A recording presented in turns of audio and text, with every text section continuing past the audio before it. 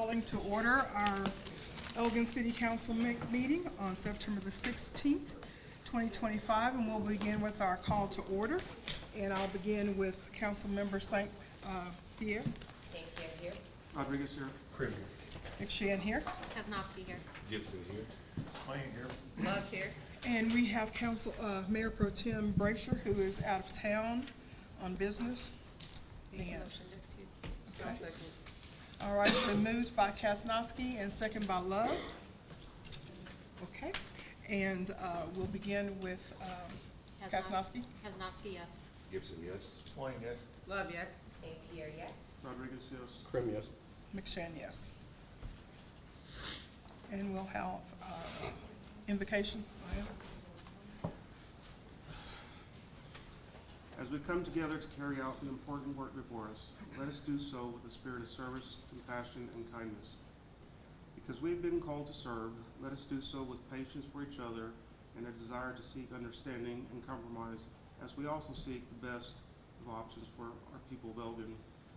Please grant us wisdom and clarity and guide us toward a shared commitment to the well-being of our community. As always, let us be mindful of the diverse voices and population we serve. Because of you, we have courage in the face of our challenges. Let us also have a willingness to learn from one another. In your name, amen. Amen. We'll stand for the Pledge of Allegiance. I pledge allegiance to the flag of the United States of America and to the republic for which it stands, one nation, under God, indivisible, with liberty and justice for all. Honor the Texas flag. Pledge allegiance to Texas, one state, under God, one and indivisible.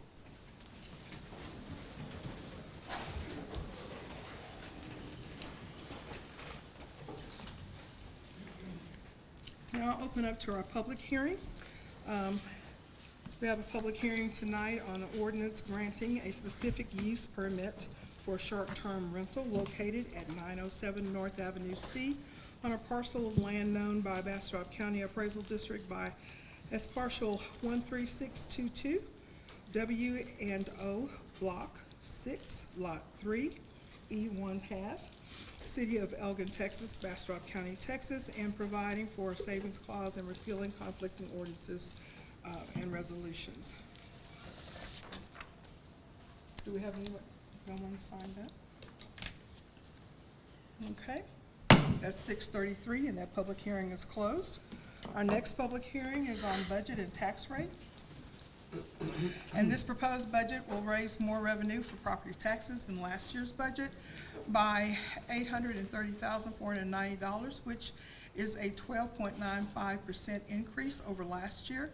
And of that amount of $268,137 is tax revenue to be raised for new property added to the tax roll this year. Do we have anyone signed up to speak? 6:33, and that public hearing is closed. Second reading, yeah. And the second part, the tax rate. An ordinance levying and valorium taxes for maintenance and operation support of the municipal government of the City of Elgin, Texas, and providing for an appointment of said levy, providing for penalties and interest, and providing for an effective date. No one has signed up for that. 6:34, and that public hearing is closed.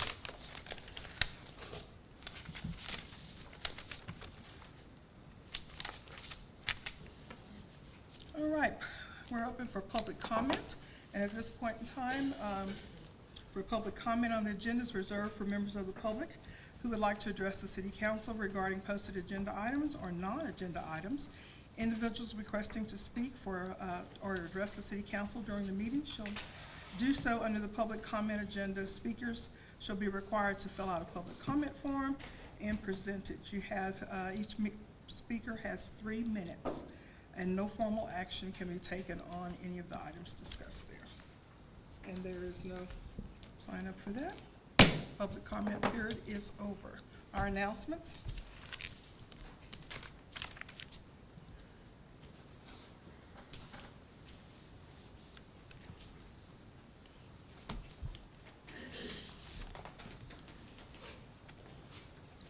Hello, and thank you, Council and Madam Mayor.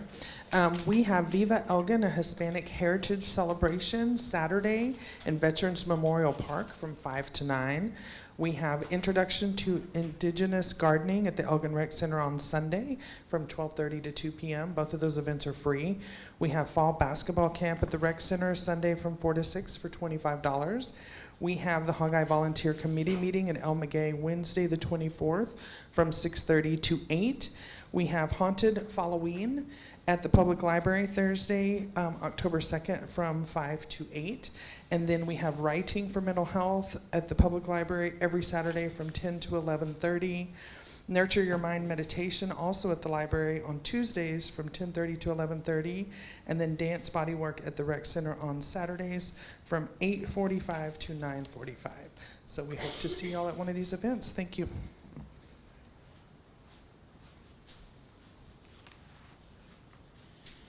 All right, we have several proclamations to be read tonight. Still signing, sorry.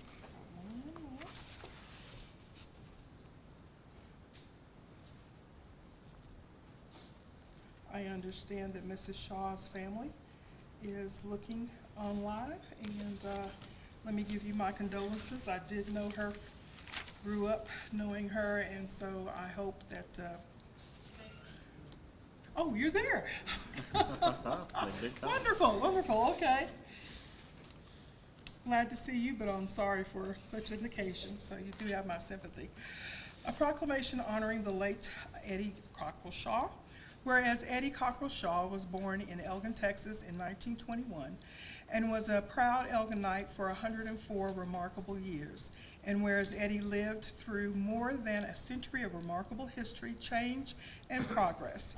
And whereas Eddie was a pillar of strength, wisdom, and grace in her family and community, her life was a testament to resilience, love, and service. Her legacy will continue to inspire all who knew her.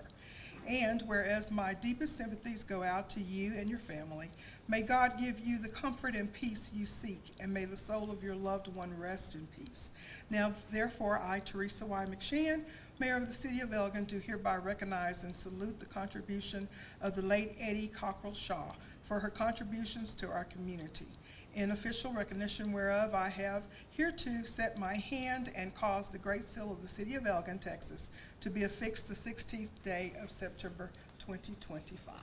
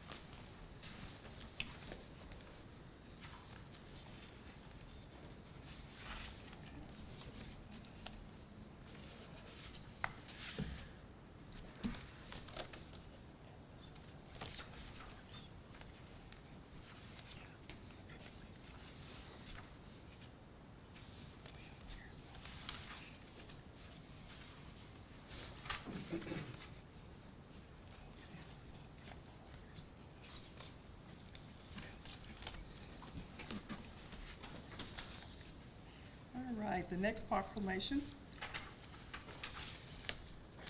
is designating October as Domestic Violence and Bullying Prevention Month in the City of Elgin. Whereas in the City of Elgin, in recognition of the important work done by survivors, anti-violence programs, and agencies, I urge all citizens to actively join the Family Crisis Center and other community organizations to work toward the elimination of violence in our community. As we mark Domestic Violence Awareness along with Bullying Prevention Month, it's the perfect time to examine their connection And whereas in just one day across Texas, 7,974 adults and children were victims of domestic violence. And of those, 76% requested children support and advocacy. And whereas studies show that children exposed to violence at home tend to participate in higher levels of physical bullying than young people who were not witness to violent behavior. The effects of bullying in childhood can carry over into adulthood, increasing the risk of being abused or being an abusive partner. And whereas childhood bullying, like any other aggressive behavior, boils down to having power and control, the exact same factors in which adult domestic violence is rooted. This can lead to not just physical violence as an adult, but emotional, verbal, financial, and other types of abuse. The emotional and psychological injuries from domestic violence and bullying can have longer impacts than physical wounds. And whereas bullying and domestic violence occurs in neighborhoods, grocery stores, schools, and online through technology, and thousands of Texas families are affected daily, but they can be prevented. And whereas preventing bullying and domestic violence requires the collective voice and power of individual families, institutions, and systems. Stop it. Bullying before it, domestic violence starts. And a valuable and powerful component to transforming our communities. Now therefore be it resolved that I, Teresa McShan, Mayor of the City of Elgin, proclaim October as National Bullying Prevention and Domestic Violence Awareness Month. Schools, students, parents, recreation programs, religious institutions, businesses, and community organizations, and encourage to engage in a variety of awareness and prevention activities designated to make our communities safer for all families. In official recognition whereof, I have hereto set my hand and caused the great seal of the City of Elgin to be affixed the 16th day of 2025. And we have someone to receive.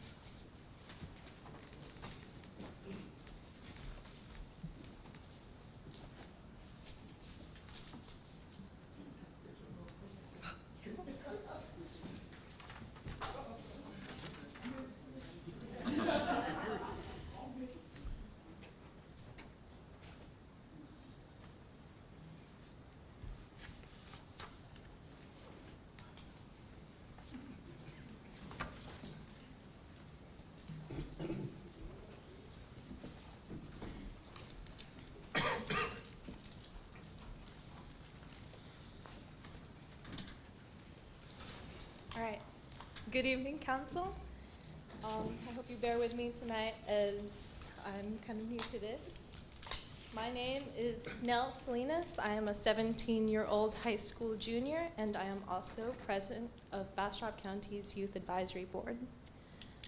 As some of you may or may not know, October is Domestic Violence Awareness Month and Bullying Prevention Month. These issues are really, really closely intertwined, but I think that many people don't realize just how closely connected they really are. This is why the Family Crisis Center has launched the Stop It Before It Starts campaign. And I want to begin by sharing a story with you all about how I personally witnessed these two issues interacting with each other. All the way back in my freshman year of high school, I met this guy. I'm gonna name him Jordan. Now, Jordan has mastered what I have called the academic eye roll, which may sound like kind of a dumb name, but you probably know what I'm talking about here. Someone shares an interpretation of a book, and Jordan doesn't disagree out loud. No. He simply does a little head shake, maybe raises an eyebrow slightly, like he's genuinely surprised. Someone could be so wrong. It's subtle, but it really makes people feel stupid without him ever saying a single word. Then there's this girl in our class. I'm gonna call her Lily.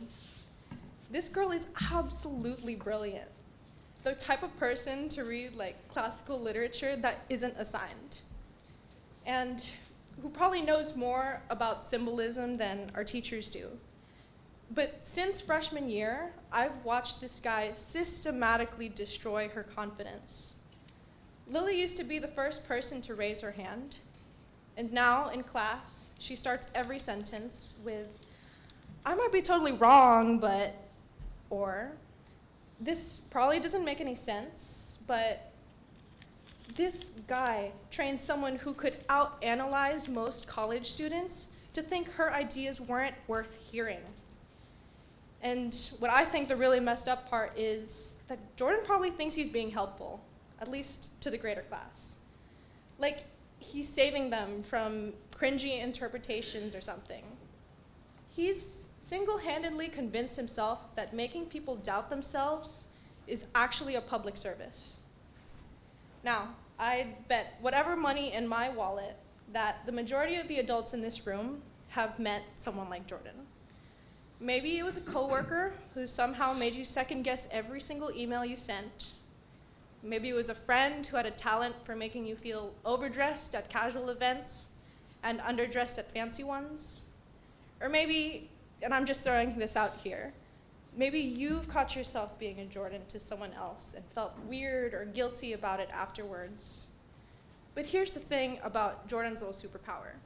It's incredibly effective. And once you learn it, it's so hard to stop using it. But here's where it gets more concerning. Jordan started dating this year. It's a sophomore girl, a year under us, and I'm gonna call her Sophie. She's this really sweet, sort of shy girl, but I kind of started noticing Jordan using the exact same tactics he used on Lily on Sophie. For example, Sophie will suggest going to see a movie, and Jordan will get this look on his face, like she just suggested that they watch paint dry that evening. He doesn't say no, he just looks disappointed at her. And right on cue, Sophie will backtrack. Actually, that movie does look kind of stupid. Are there any ones that you want to see? Or maybe Sophie will wear an outfit that she likes, and Jordan will look her up and down like he's solving some complex calculus problem. He doesn't insult her, no, but somehow Sophie always ends up explaining her fashion choices like she's defending them to a panel of critics. The same tactic he used on Lily is now being used on someone younger and less experienced. And honestly, watching this unfold over the last couple of years has been like getting a front row seat to how people end up in those relationships where they're constantly apologizing for things that aren't even their fault. Sophie is learning day by day that her instincts are wrong, that her preferences don't matter, that she should be grateful when someone corrects her judgment. And Jordan is learning that he can shape someone's entire person just by making them feel like they're not quite good enough. These are the same skills that lead to domestic violence just in their toddler stage. According to the National Institute of Justice, 20 to 30% of youth report being psychologically abused in dating relationships each year. And for 1 in 10 teens, that abuse turns physical. But here's what's really wild. In that same study, they found that people who intervene when they see these early patterns can interrupt this progression. When someone steps in and says, you know, actually, I think Lily's interpretation was really interesting. Or maybe, Sophie, I love that outfit on you. It breaks the spell. The connection is clear. The same behaviors we dismiss as bullying in schools become the foundation for abusive relationships later.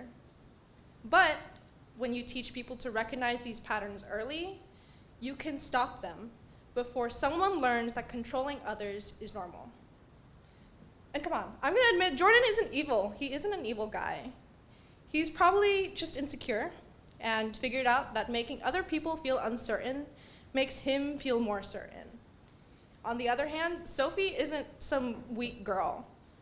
She's been just slowly trained to distrust her own judgment by someone really good at seeming like he's helping her improve. The Stop It Before It Starts campaign exists because we know that violence doesn't just appear overnight. It builds through patterns that start way before anyone gets physically hurt. October is both Bullying Prevention Month and Domestic Violence Awareness Month, because researchers finally connected the dots between the kids who make people feel stupid and the adults who make their partners feel stupid at home. But here's what gives me some hope. Last week, in my college lit class, Lily shared this really just amazing analysis of a short story we were reading. And Jordan did his usual thing, the little eye roll, the head shake, the I can't believe she just said that face. But this time, instead of letting it slide, our teacher said, Lily, that is a really interesting interpretation. Could you expand on that? And for the first time in months, Lily didn't apologize for her ideas. She just explained it. And let me tell you, it was pretty brilliant. And Jordan looked annoyed, of course, but he'll live. And maybe next time, he might think twice before trying to make someone feel small, just because their thoughts are different from his. That's what interruption looks like. Not some dramatic confrontation or some school assembly, just someone deciding that everyone's ideas deserve to be heard. You have the power to make that kind of culture change possible in our community, to back programs that teach people how to spot these subtle control tactics before they become anyone's normal, to support education that helps young people trust their instincts instead of learning to doubt themselves. Because Sophie's story doesn't have to end with her learning that love means constantly justifying herself. Jordan's story doesn't have to end with him hurting people to feel powerful. And Lily doesn't have to spend the rest of her academic career doubting her abilities. And our community doesn't have to keep watching these same patterns play out generation after generation after generation. We can teach people like Jordan that there are better ways to feel smart than making other people feel stupid. We can remind people like Sophie that their thoughts and preferences matter. We can celebrate Lily's voice, and we can teach all of us to recognize when someone is being systematically undermined and choose to interrupt it. The research is clear. Abuse is preventable, but only if we act early. Stop it before it starts, because everyone deserves to speak without apologizing just for taking up space. Thank you all for your time.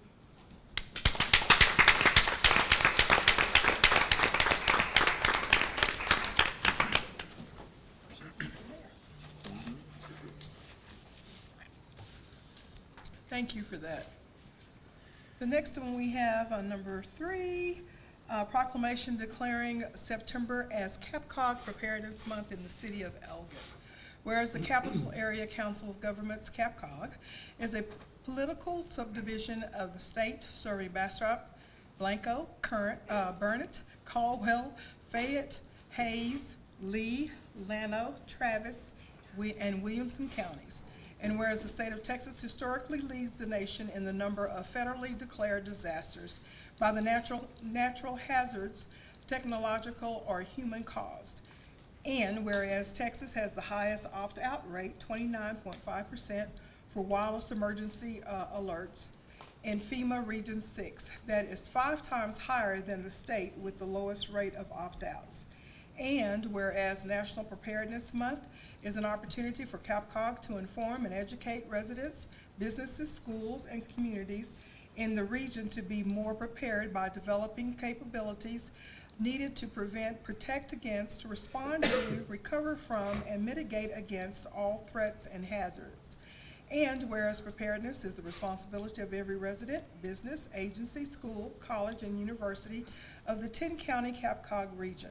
And whereas preparedness is a national priority with the goal of shared individual and community safety and resilience. And whereas personal, business, agency, school, college, and university and private sector preparedness may serve to mitigate the impacts of various emergencies, incidents, and disasters in the CAPCOG region. And whereas the CAPCOG Executive Committee encourages all residents to participate in preparedness activities and are asked to review preparedness information at ready.gov and to sign up to receive emergency alerts with warncentraltexas.org to become more knowledgeable and prepared. Now therefore, I, Mayor Teresa McShann, Mayor of the City of Elgin, hereby declare the month of September 2025 as CAPCOG Preparedness Month and encourage all residents, businesses, schools, and communities to develop emergency preparedness and resiliency plans and to register at warncentraltexas.org to receive wireless emergency alerts. And witness whereof I hereto set my hand and cause the great seal of the City of Elgin, Texas, to be affixed the 16th day of September 2025. Now I'm going to have our Deputy Mayor Pro Tem, she has two more that you're accepting, right? So if you will go there with this one. As I read the other one, then we'll get pictures of all three. Thank you. Okay, the next one is a proclamation authorizing recognition of September 2025 as Senior Citizen Awareness Month in the City of Elgin. Whereas the 10 counties capital area Council of Governments, CAPCOG, region is home to more than 399,967 citizens aged 60 years or older who may be at risk of social isolation and nutrition insecurity. And whereas the Surgeon General has identified loneliness as a national epidemic, and whereas senior centers are places where people gather, support one another, and build community. And whereas continued funding authorized by the Older American Act of 1965 for the senior centers, in the region support services and benefits for older adults, caregivers, family members, and the community at large. And whereas the capital area of Council of Governments in its efforts to increase awareness and promote strategies to increase senior participation, to increase the number of senior centers throughout the region, and in support of efforts to reduce loneliness in the aging population, in partnership with the Aging Area Agency on Aging. Now therefore, be it resolved that I, Teresa McShann, Mayor of the City of Elgin, proclaim September to be the Senior Center Awareness Month in the City of Elgin to support awareness and positive impact senior centers have within our community, and to promote 2025 CAPCOG theme, Powering Possibilities, Flip the Script, which invites us to challenge outdated perceptions of aging and senior centers. It celebrates the dynamic role that centers play in fostering creativity, connection, purpose, and resilience in later life.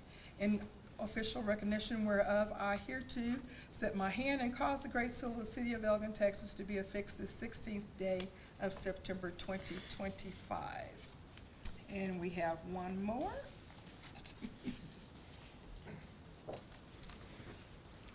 This is a proclamation authorizing recognition of September 22nd through the 26th, 2025, as Falls Prevention Awareness Week in the City of Elgin. And I demonstrated how quickly that can happen to you. Yes. Whereas the 10-county capital area Council of Governments, CAPCOG, region is home to more than 399,000 citizens aged 60 years or older who may be at risk of falls. And whereas falls are the leading cause of fatal and non-fatal injuries among older adults. And whereas falls are the most common cause of traumatic brain injuries and can lead to depression, loss of mobility, and loss of functional independence. And whereas the financial toll for older adult falls is expected to increase as the population ages and may reach 101 billion nationally, by 2030. And whereas the fear of falling can cause many older adults to limit their activity level, which leads to reduced mobility and loss of physical fitness, and in turn increases their risk of falling. And whereas comprehensive clinical assessments, exercise programs to improve balance and health, management of medications, correction of vision, and reduction of home hazards all help to reduce the occurrence of severity of falls. And whereas the capital area of Council of Governments in its efforts to increase awareness and promote multidisciplinary strategies to prevent falls, encourages older adults in the region to take steps to protect those who are at risk of falling, to participate in evidence-based programs such as Matter of Balance, and reduce falls by utilizing strategies such as exercise programs to improve balance and strength, medication management, vision improvement, reduction of home hazards, in partnership with Area Agency on Aging.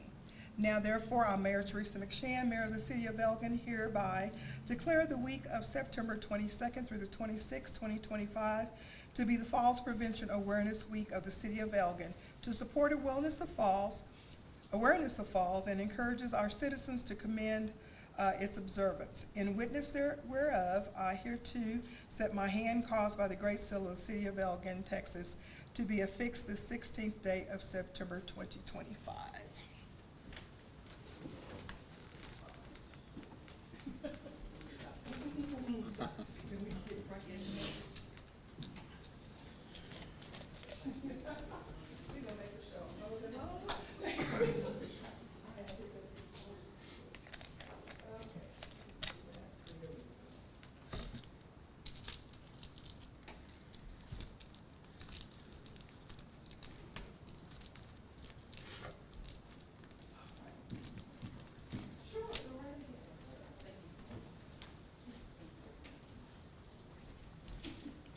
So I'm here representing CAPCOG, Capital Area Council of Governments. I'm the Health and Wellness Coordinator for the Area Agency on Aging. And as was mentioned, we provide services to people aged 60 and over at no cost. And we also, it is Emergency Preparedness Month, and so we also work with older adults to make sure they have a plan. So make a plan, build a kit, and I can't remember what the other one is. Somebody else probably knows. But it's important. Older adults need to have a plan just like everybody else for emergency preparedness. The next one I want to mention briefly is Matter of Balance. We do teach Matter of Balance falls prevention classes. I've been in Bastrop doing some leader training yesterday and today for some of those classes. But there's a couple of things I want to mention. Every 11 seconds, an older adult is treated in the ER for a fall, and more than 1 in 4 older adults fall every year. So as the mayor said, and thank you, Mayor and Council, have a strategy, have a plan. And so you did highlight a lot of those that I wanted to mention. Talk to your healthcare provider to ask them, what can I do? How can I be healthier, be stronger, be active? Reviewing your meds occasionally with your doctor or pharmacist, probably a pharmacist, because they can see the whole picture. Keeping your vision and hearing checked. Those are both important for falls prevention. Keeping your home safe. I don't want to hurt anybody's feelings, but throw those throw rugs out. You know, they're dangerous, those throw rugs. We can talk later if you have more questions on that. And then talking with family members, maybe getting some help from family members to move things down, that you're not climbing on a chair, on a table or something like that, but being safe. And the home safety checklist, and also your environment, you know, paying attention to those things. Thank you very much. Appreciate this.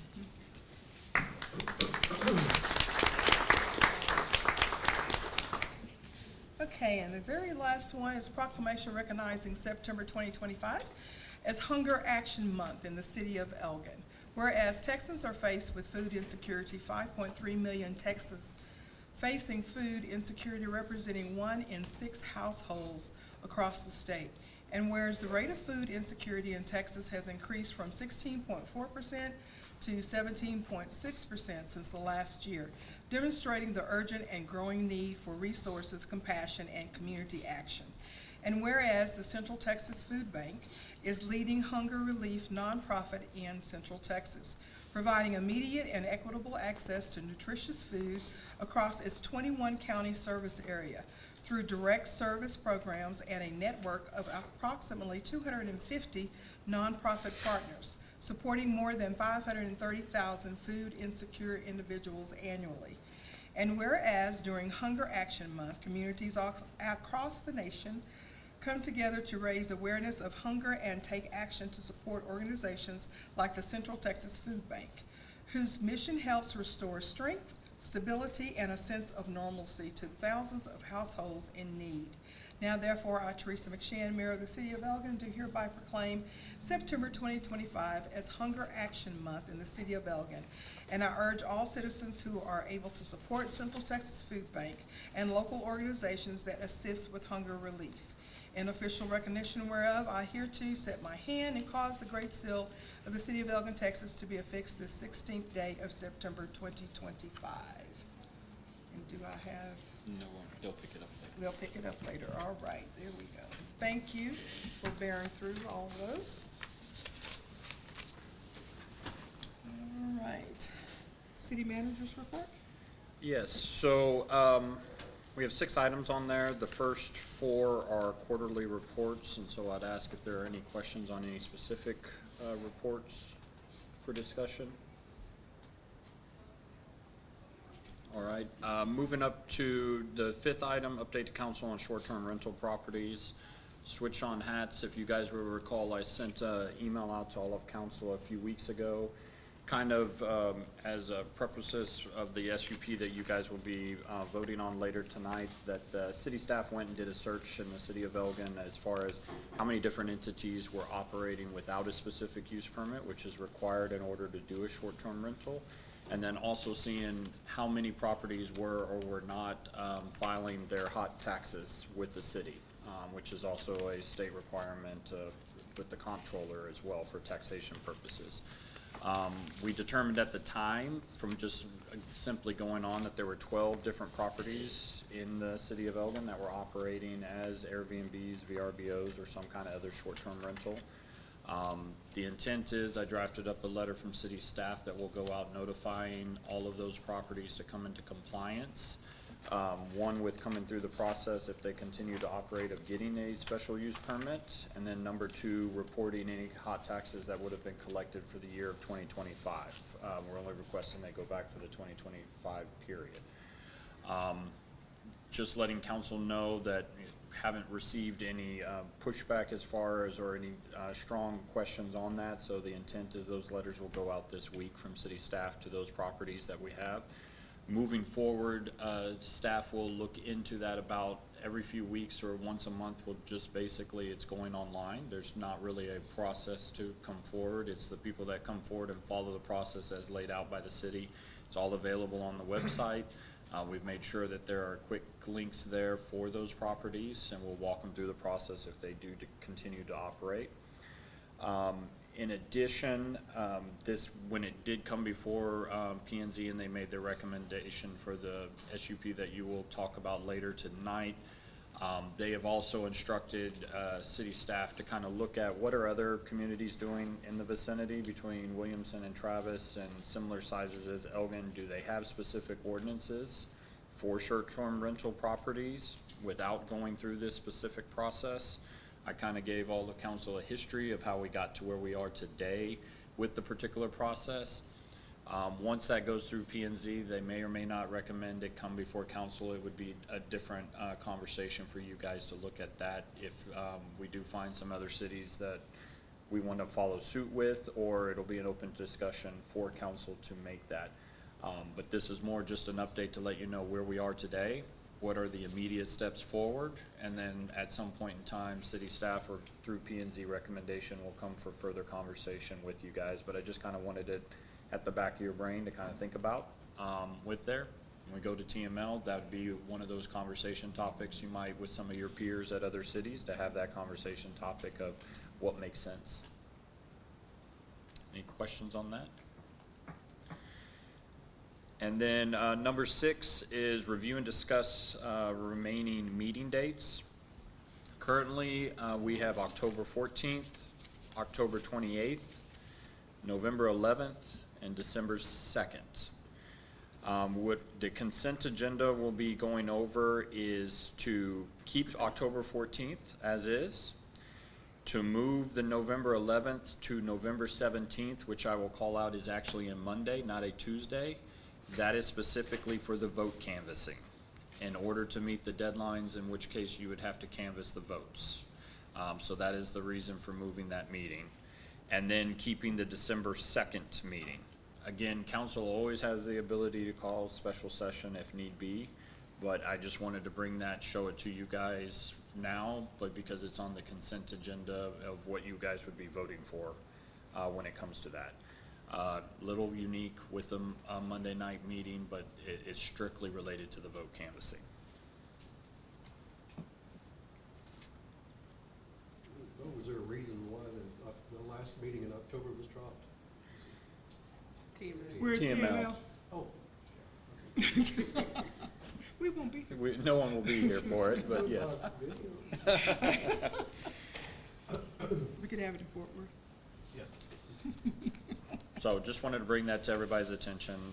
That is what is on the consent agenda for the meeting times, if you guys so choose to vote that way. Again, always available to call special sessions as needed, but we do have to have a meeting scheduled, and that would be the set schedule for the remainder of this year. All right, so we'll move on to our consent agenda. We have items 1 through 6, and does anyone need to pull for conversation or not? I will entertain a motion. I'll make a motion to approve the consent agenda as presented. Okay, I heard that side first. Okay, it's been motioned by Al and second by Prim, and we'll begin with Councilmember Rodriguez. Rodriguez, yes. Krim, yes. McShane, yes? Sosnovsky, yes. Gibson, yes. Love, yes. St. Pierre, yes. All right, we'll move on to our new business now. It's an ordinance approving and adopting a budget for the city of Elgin, Texas for the fiscal year beginning October 1st, 2025 and ending September 30th, 2026 in accordance with the local government code of state of Texas and ordinance and rules of the city of Elgin, Texas appropriating the various amounts thereof and repealing all ordinances or parts of ordinances in conflict therewith. So we'll have a presentation from Pam to kind of go over this. I expect a lot of discussions, but I just want to remind council that there'll be two separate motions for this when we get to that point. Good evening. A lot of this is the same information that you saw at the last council meeting, so I just want to go over real quick anything that I changed in this presentation. We go to the next slide. Councilmember Gibson, I told you 7% earlier, I meant 4%. Sorry about that. It's a moderate and responsible outlook on our revenue growth. We did a 7% sales tax projection with the 4% property tax projection. The proposed budget includes funding for the current 180 existing positions with no new positions added, the comprehensive comp and benefit study, a 4% COLA, and the reclass of 2 positions within the finance department for accountants. Same slide from last. You can keep going, Peyton. So this is the total appropriations for all funds. Does anybody have questions on those numbers? Okay. Keep going. Keep going until you get to the law enforcement pay scale. Okay. This is the slide that some of you did not see last time, but I've been asked questions about it. On the left-hand side, you'll see that this was revised January of 2025 to include the 4% COLA from last year. This pay step plan applies to all hourly commissioned staff and cadets. The steps are increased at staff's anniversary dates, and they range from 3 to 5% for each step. It excludes the chief and any civilian staff that are assigned at the PD. In order to continue to implement this step plan for fiscal year 26, the cost is $61,386. That amount is already planned for in the budget. This pay plan is also posted on the website. There was conversations about including an additional 4% COLA for those on the step plan. The cost associated with that is $88,900. That's not listed in the budget.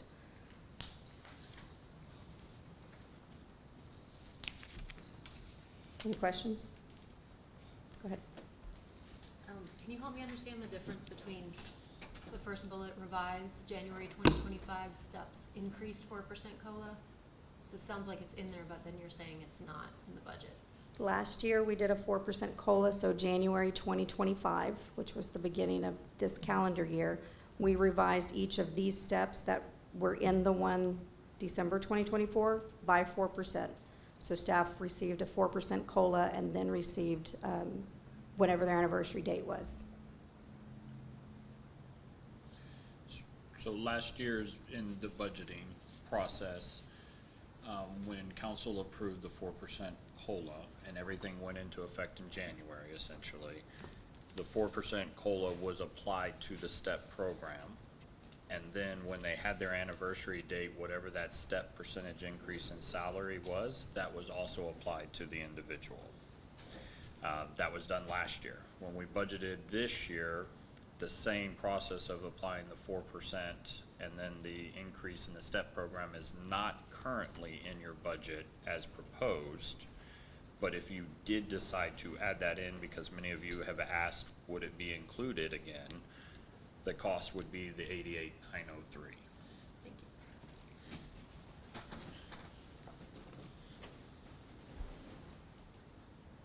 So then you get 2 sets of adjustments? It would be one set adjustment like all city staff on the January of the 4%. And then they are part of the STEP program, which has a set rate of increase at their, whatever their anniversary is. So yes, they would get a second adjustment essentially at the point in time that they hit their next anniversary STEP rate. And those are different percentages based on which position they fill. And then that second one would occur at, again, anniversary date. Could be January 2nd, it could not be until December 31st technically.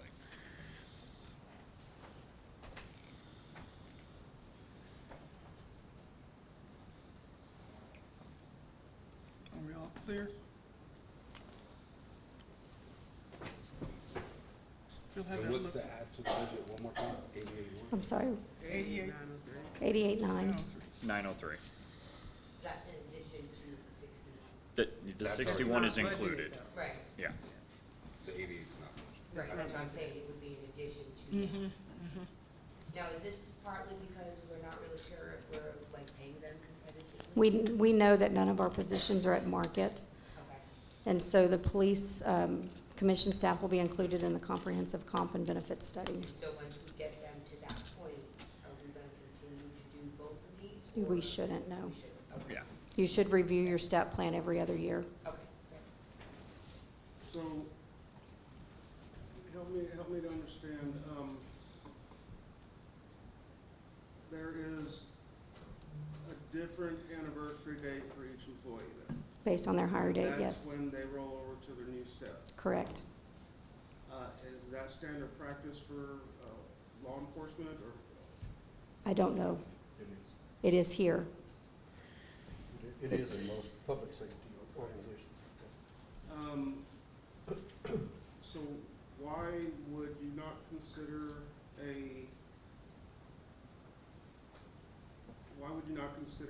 the percentage that the COLA covers within the step as well? And then, it seems to me like it sounds like it's double dipping. So if you're gonna get, let's just, for simple math, if you're gonna get $100 on a step, and your COLA is gonna give you $20, the difference there is $80. So why wouldn't you do the $80 to get you closer, and then wait till market study? Especially in light of current finances. Well, if you deny the officers the COLA, you're effectively setting your STEP program back, because that was done, that's a separate issue in terms of, we did, well, I say we, the past council did that in order to bring the officers up to a market salary. We're behind again. And my understanding of a COLA is a cost of living allowance. And that's everybody, regardless And of what that's their everybody. position is. So to compare COLA with a raise, to me, it's not apples to apples. Yeah, it's two different things. It's two different things completely. You're gonna get your cost of living raise regardless of what you are. But we put our policemen in that separate thing with the step so that we could get them and compete with our next door neighbors. So if you, I remember, I'm going Yeah. for it. I'm just trying to understand the logic when we're trying to make sure that we're spending our money wisely and efficiently.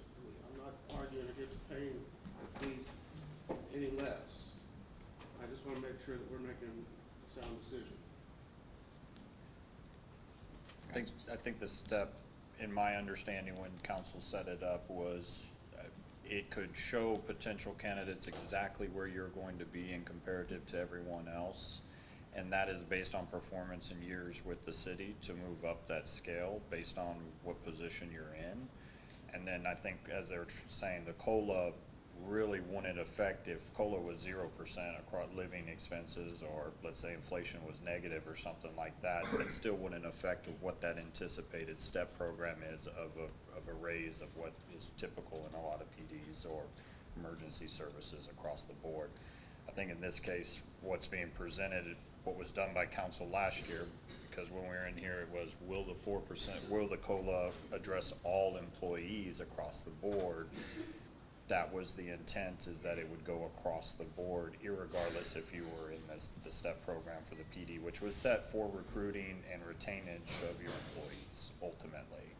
And in talking to some council and from last year, it's one of the things you've spent a lot of time and effort to get the PD where it is and be stable again, but it's still one of those things that tries to keep you up with the competitive edge of everybody else, ultimately. But I would not want you to think of the 4% as a raise. And I wouldn't want you to think of the 4% as a raise for staff members based on performance or anything. It is really meant to be a cost of living expense. So it seems that the 4% was maybe mistakenly left out of the budget? I think For the police force, is that what I'm understanding? it needs to be a separate action for this general reason of discussion, because they're on a different pay scale from what would be other people because of the step things. If it was in the budget, it would have been a separate line item, and I was one of the ones who went through it last year to make sure that it got applied that way, because I knew that was the intent of council. So when we were presenting the budget and some of those questions came up, I was specific to present it to you this way at the budget rate. If you decide to include it or not will be y'all's decision, but I did want you to know what that impact was. In my experience with the city, it's been two different pay scales, civilian or commissioned, non-commissioned. We've done cost of living raise both ways over the last 6 years. With this one, they just had their steps increased 9 months ago. Typically, you would do that every other year, in my experience, when you're on a step plan. I would agree, at least every other year. With respect to the non-commissioned staff at the PD that's left out, that's standard practice? You listed two. Non-commissioned staff are included. So this step plan, it is saying that the chief and civilian staff assigned at the PD do not apply to this pay scale. Civilian staff? Yes. Okay. So that would be your animal control, office assistants. And we don't have any idea on the market whereabouts for those positions? No, that'll be part of the comp study as well.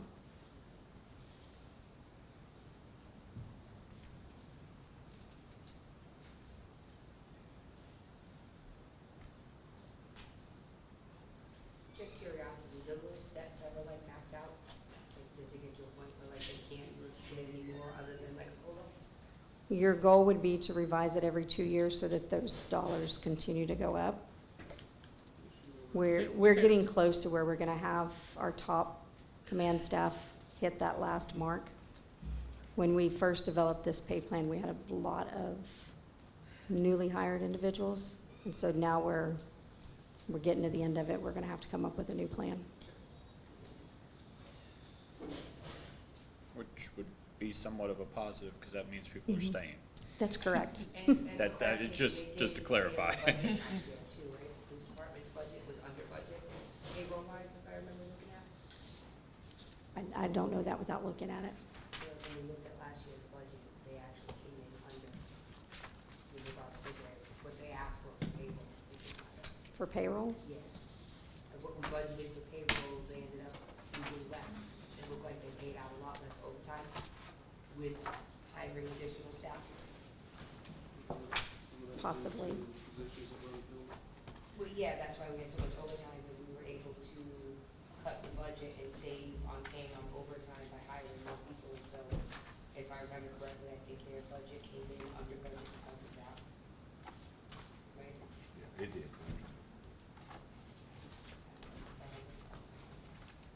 I've never known the police department to be under budget on overtime. I've never either, so I remember being impressed with that number and being like, wow, okay. I would need to look at it again before I could.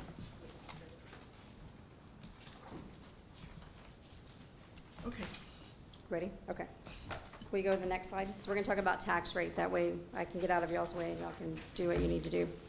The annual budget is, in a sense, based on the voter approval rate, which is the highest level that we can go without doing an election. Again, like I said 2 weeks ago, setting the city's tax rate is the only control that the city has. The county is the one that sets the numbers for all other entities. 1 cent on the tax rate brings the city an estimated $116,996 in revenue. I drew an arrow on this slide that tells you what column you're looking for when you're looking at the average home value. Not all homes are at 273, I'm sorry, there's a glare, 273,000. The lower tax rate may require cuts to programming and service levels. Next slide. This last slide is new. When you are setting the tax rate, I'd like for you to consider that ongoing expenses should be supported by ongoing revenue, that our fund balance should be used for one-time expenses. So if you noticed in one of the earlier slides, the comp study will be funded by fund balance. That's a one-time, it's not gonna be an ongoing expense. We still need to establish a 90-day reserve. Possible new legislation will always equal new rules, and just an FYI, they're not very fond of local government when they set their rules, and that makes it harder for us to survive. And we need to account for a shortfall of revenue of 1.3 million. The picture that I have there is a condensed version of the report that y'all have received, and I think you got copies again tonight. The column with the arrow, that's telling you the additional revenue that we will receive based on the tax rate that you set. And when we say additional revenue, Additional revenue in addition to what we planned for in the budget. Remember, we did a 4% on property taxes in the budget, so this is above that 4%. and then can we just elaborate on the 1.3 shortfall? Your EMS is 1.2. There's a lot of it.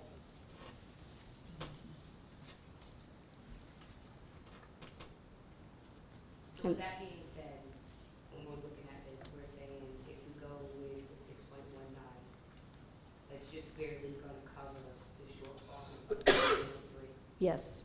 And so in order to make sure that we're not going, we're having that shortfall and that we can cover it, we really can't go much lower than that. I wouldn't. And that also, Pam, would, if it's the 1.3 million in shortfall, then that would mean we'd have 0 reserves. Correct. Correct. Because any reserves that we have right now from this current fiscal year Yeah. is being used to fund for EMS. So if you pass that and you cancel out that shortfall, we would still retain that fund reserve from this fiscal year. And then if EMS passes, that's additional funding, but we can't guarantee that. And you won't And realize, act like we're not gonna get it. And then if we have it, we can drop it essentially.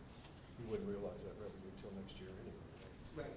And Correct. that's what I'm saying, so if we act like we're not gonna get that.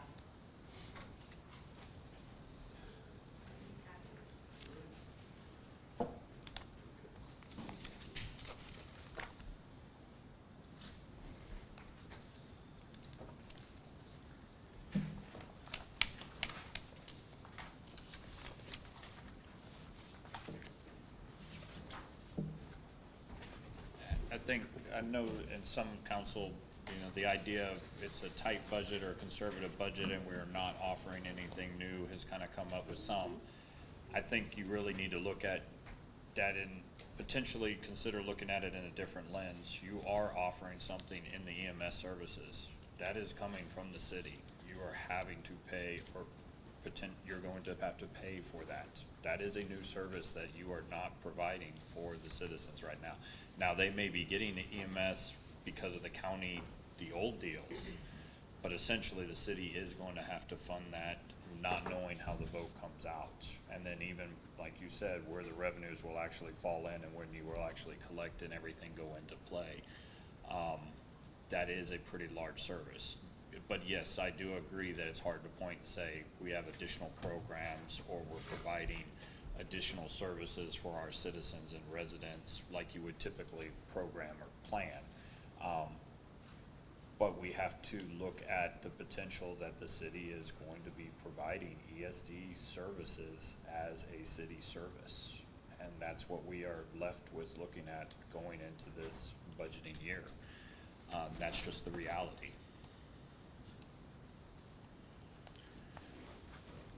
So is the staff recommendation then the .619? I hate to give a staff recommendation on the tax rate. We are saying that the draft in front of you is the only one that covers all contingencies if you are left with having to fund the EMS. Other than that, if you do go less than that, you just have to be aware that you are using your general fund balance to pay for reoccurring expenses essentially at that point in time, which basically means you have more going out the door than you have coming in the door, and eventually that will lead to a negative. And no reserves. Of course, there's always the possibility that after with the revenues received next year from the tax, ESD, then Yes. could lower the tax rate again. Yes, as both of you guys have brought up, this, again, the budget that is proposed, the reason it is there and the reason it's looking at the max is because we're trying to account for the 1.3 million. We're not talking about next year. I don't know what the vote is, but if it were to be in favor, that you're not having to budget to pay that out of city taxes or revenues, then yes, you would expect that you'll be way ahead of the curve. I know that Isaac has talked to you guys about looking at a mid-year adjustment and things of that nature in March, but to make that decision based on today, that's something that it would be very tough. A lot of things would have to fall into place perfectly, ultimately.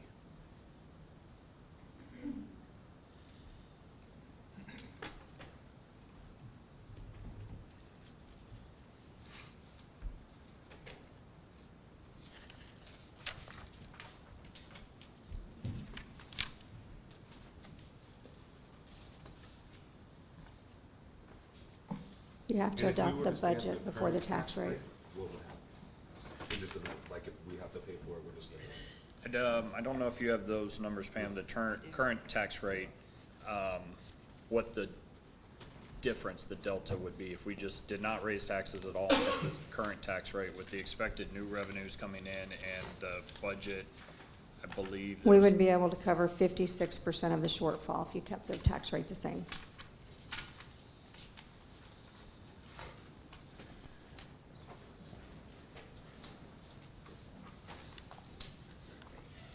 So you would still have about a $600,000 shortfall, plus or minus.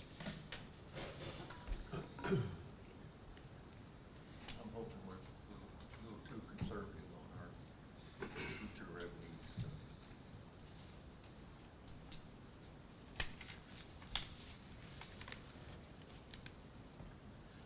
The calculations that we did on property tax is based on actual numbers from the tax office.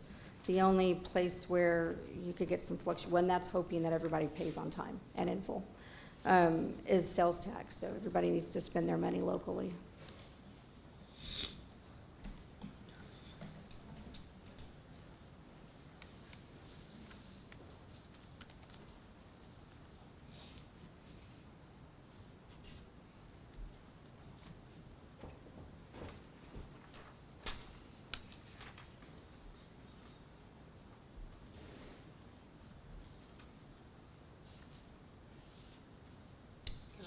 motion? Sure, we're discussing. Go for it. All right, let's see if I do this right. You have to start with the budget. Yeah. Yeah. Okay. Well, here, I guess, okay.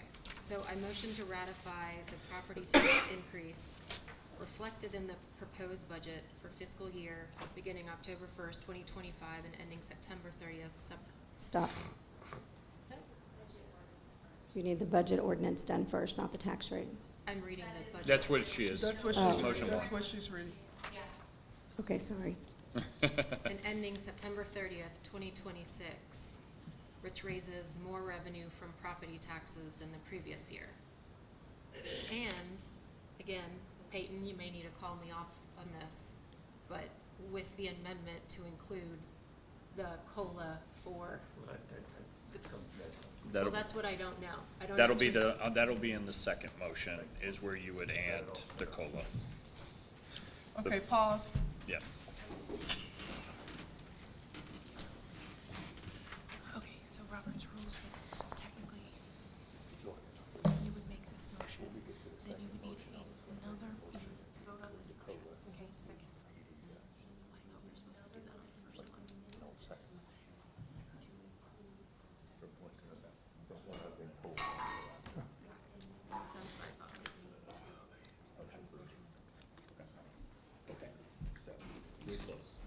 This part first. And then once we go on this, we'll come back and add the other code.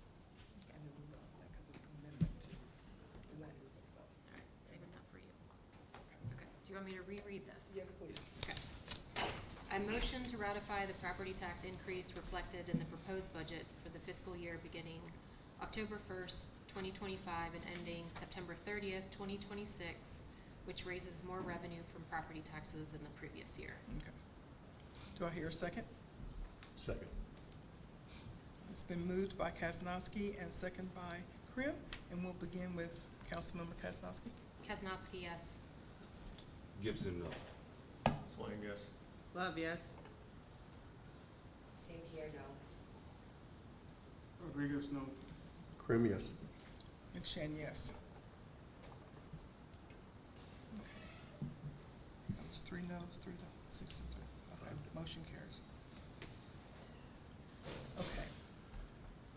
Now, we need a part to, Mayor, I'd like to bring up a motion that we amend the budget to include the step PD individuals to also get the COLA.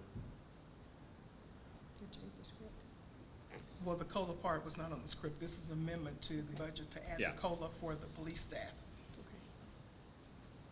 Okay, so it has been moved by Councilmember Swain. Do I have a second? Second that. Okay, St. Pierre, second. We'll begin with Councilmember Swain. Swain, yes. Love, yes. Same here, yes. Rodriguez, yes. Krim, yes. McShane, yes. Kaznowski, yes. Gibson, yes. Okay, that motion carries. Now, the second motion. Who got to? Motion number 2. Uh-huh. I motion to approve the ordinance on its first reading, adopting the proposed budget for fiscal year beginning October 1, 2025 and ending September 30th, 2026. This- Oh, we gotta go back and read it again? Just say it. Say on its second reading. On its on its second second reading. reading. I don't- Oh. Oh, this is so difficult every year. I was gonna say this was, yeah. This has got to be the crazy, okay, I'm sorry. Out of order, my bad. Go on. Do you have it now? Do I need to reread? Yes, you We're have it. good. Oh, she's good. Need a Okay. second. Okay, so that's Councilmember Love, his motion. Do I have a second? I'll second. Okay, Graham, second. We'll begin with Councilmember Love. Love, yes. Same here, yes. Rodriguez, no. Krim, yes. McShane, yes.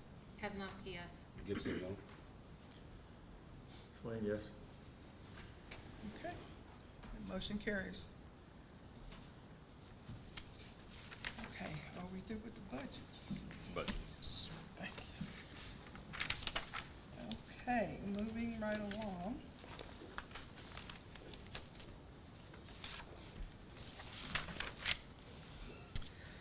Second one is our ordinance levying taxes for M&O of maintenance and operation of the municipal government of the city of Elgin, Texas, and providing for interest and sinking fund for the 2025 tax year.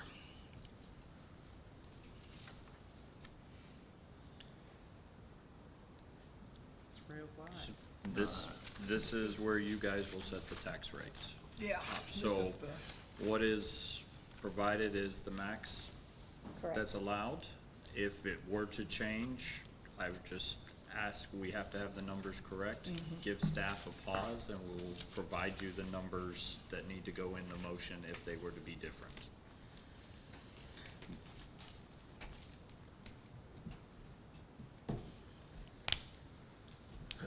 So I think we determined in order to cover the deficit, the other 44%, and to include a revenue, that we'd have to set the tax rate at the current, where it's at right now, .619296. That's not the current rate, that's what. Well, no, it is currently. That's what's been posted. That's not the current tax rate. I'm just saying, that's not the current tax rate. Well, I thought we set, until we lowered it back to the 5.7, we were at 6.1 right now.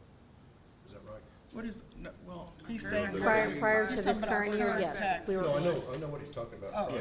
Prior to, we were at And 5.7. I think on the first reading, Yeah, Mhm. yeah, yes. okay.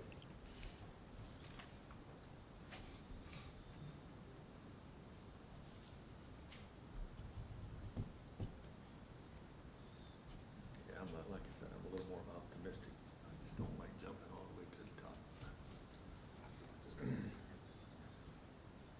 Looking at the numbers, it's not a whole lot of difference, but that $100 can make a difference in some days. Yeah. It does make a difference. I was gonna recommend we talk at .59. I can see a modest 2 cents. Well, he said 5 now, I'm saying 5 8.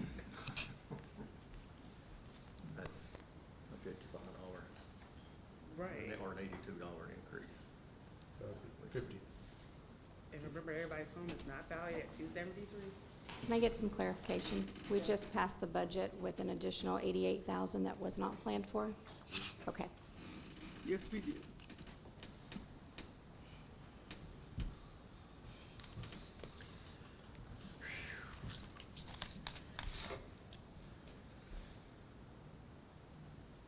But there's money in the bank, right?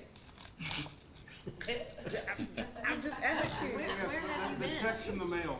No, Yeah, no, right. what I'm stating is, I know the state of our finances, right? Mm-hmm. Now, it has been talk in many of our conversations that there is money tied up that doesn't know where it's supposed to be. So that's where my question comes from. I know where our finance issue is at. My question is, there's money somewhere just chilling, basically. So, right, so, Just adopted a budget. Right, With but- a motion that added 88,000 on top of that budget. So you ain't got none. So, It ain't chilling no more. it's money somewhere to know, y'all know where there's money? That there? 80. We don't know if it belongs to general Right, fund. but that's what I'm That's- saying. Exactly. That. Some we- of we those just did that. funds will not be available for you to say, I would like them in general funds. Right. Some of those funds will have to go to accounts where you cannot simply move them to general fund. That's what will be determined, as Isaac has kind of prepped you guys. You will have a lot of say, but say it's $1 million, you may only have 100,000 that you can allocate to certain funds, because the rest of them would have to be in other funds that is accounted for once that is done. I don't think staff can give you, I don't think they can give you with a level of certainty to approximate how many dollars in general fund you would have. And that would be going, again, worst case of circumstances, you'd be pulling from general fund or your reserve to pay for reoccurring expenses. Again, this is assuming that you guys inherit the EMS, is what you guys are looking at. Well, that's as clear as mud. I mean, I think for me, for me, I think it's more fiscally prudent to assume the worst, that the ESD does not pass, and we've got a bill of 1.3 million. Because if we have that bill, that means that people in this room are gonna lose their jobs, or people under them are gonna lose their jobs. We're gonna have to cut services, and I don't think that's what anybody wants. And so I guess the way I see it is, this was recommended to us as how we could also start to build up our reserves, because we have no reserves. So we have a natural disaster, it's October preparedness month, something happens this winter, we have something happen, we're screwed, right? And I guess I see it as a modest increase to hopefully set us up for success in the future. We're, depending on the ESD vote, that we will have some more funds in the future to allocate or not to increase the tax rate. But that, you know, it's kind of like saying, hey, do you want to build a house? You've got some eggs that are wrapped up. I can't tell you how much is in those eggs or if you can have any of those eggs, but you want to build a house and gamble on how much is in there? I don't want to do that. So I just, we're in a tough fiscal position, but also the compensation study, we know our staff are underpaid. We know they're underpaid. And there's no new positions added to the budget. I think it's modest. We're giving our staff a 4% COLA so they can buy bread and eggs and gas.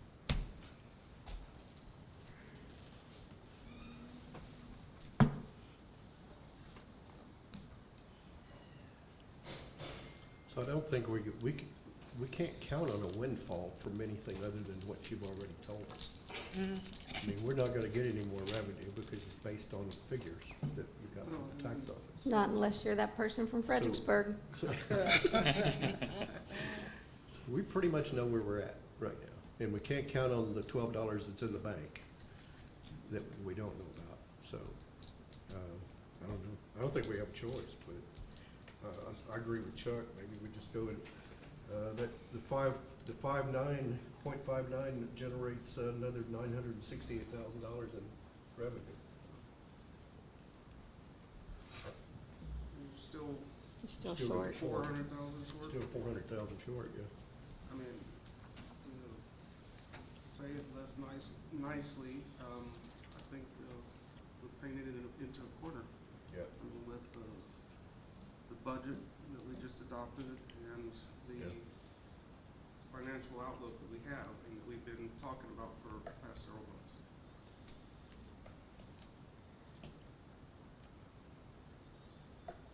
Cost of services go up everywhere, including running the city.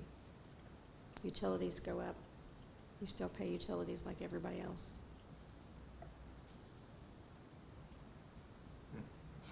I think, so primarily we're where we are because of the MS situation, for the most part. Exactly. Yeah, there, Yeah. I mean, that just has to be front and center for all of y'all. Of the 1.3, 1.2 of that is strictly tied to that number. It's not coming from some other location.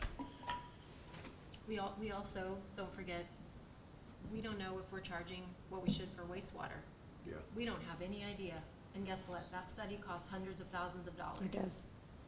And we probably should have a better idea about that, but we don't have any money for that right now. That's in So we're utility just- fund. Yeah. We'll be okay. What's that? Comes out of the utility fund. We'll be okay. I thought the utility fund was, We have to pay for a rate study out of the utility fund. We can't pay for that out of general fund. right, but it sounds to me like the utility fund is also not doing great. Is that a correct statement? Yeah, it is. Okay. Our rates should go up. I think what I'm trying to say is I don't feel like any of us are talking about frivolous things, you know? But I think there are also things that citizens can want to depend on.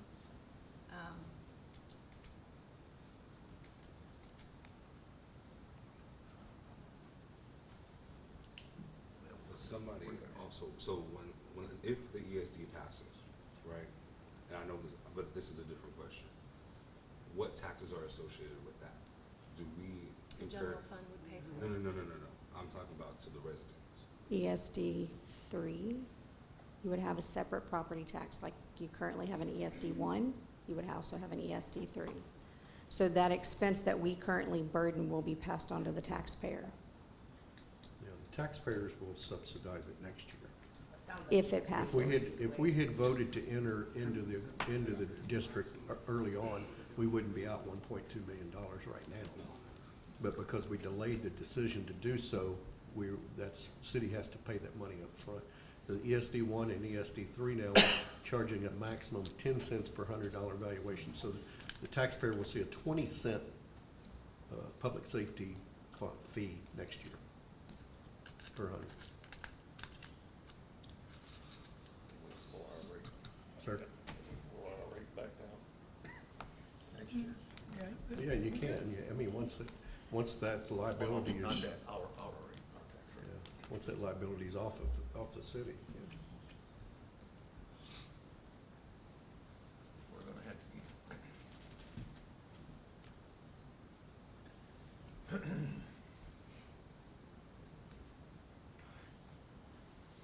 But the taxpayer won't incur the ESD tax until next year, not this year. This year's Lori, already out. that's correct, right? So it'll be next. Yeah, If the ESD 3 Tax for 100 passes, times. Be Okay. Once it passes, they, it'll be 26 or October of 26. 26 before they 26. pay it. right. So you won't see any real revenue for a year from that. Right.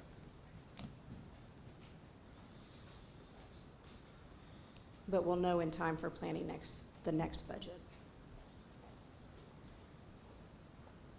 So it'll go into effect October of 26, but collections won't happen until 27. January 27th. January 31st, yeah.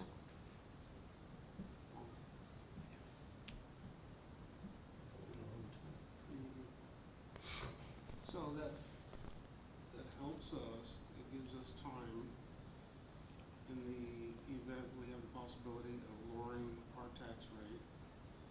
But it also helps our taxpayers in order to have more time to adjust. Grant that the economy gets better, those sorts of things.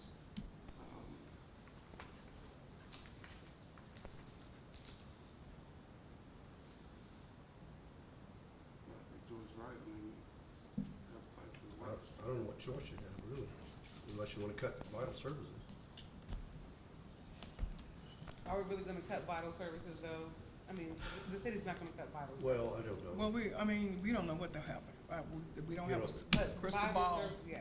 Like Joyce said, if I you mean, have. we're already, the emergency service is already a little iffy, so that's a vital service, and, And you don't so, typically recognize it until you need it. yeah. The answer to your question is in the budget that was just passed, because we go back through there and cut from there, and do our best not to cut vital services. Yeah. You have to Doesn't that cut require an something. Some things amendment? are vital to people that aren't vital to other people. Exactly.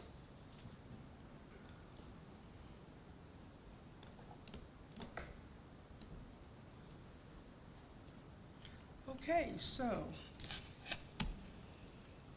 are we gonna throw out a different number than the 6-1, or? But I just need a little bit more clarification. I'm sorry. That's Because we're fine. talking about the $1.3 million shortfall.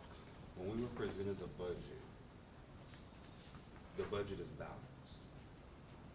So No, when we're talking about the, like, no. Listen to her, no, But this year's budget is not balanced. Our expenses exceed our revenue. okay. By the 1.3 or the 9, whatever that number. Well, is. it started at 977,000, and then when you added the EMS onto it is when it became the 1.3.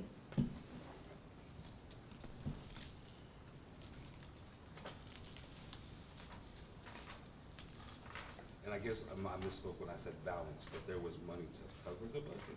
in The funds money that we we'll have left over from this fiscal year that ends in 2 weeks.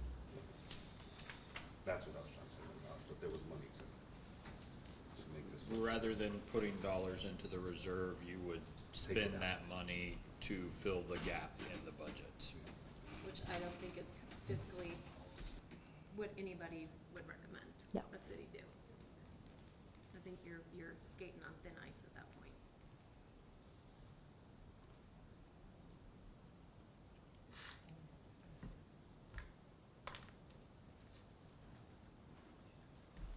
Did I answer your question, Art, as far as balancing the budget and whatnot, what was presented?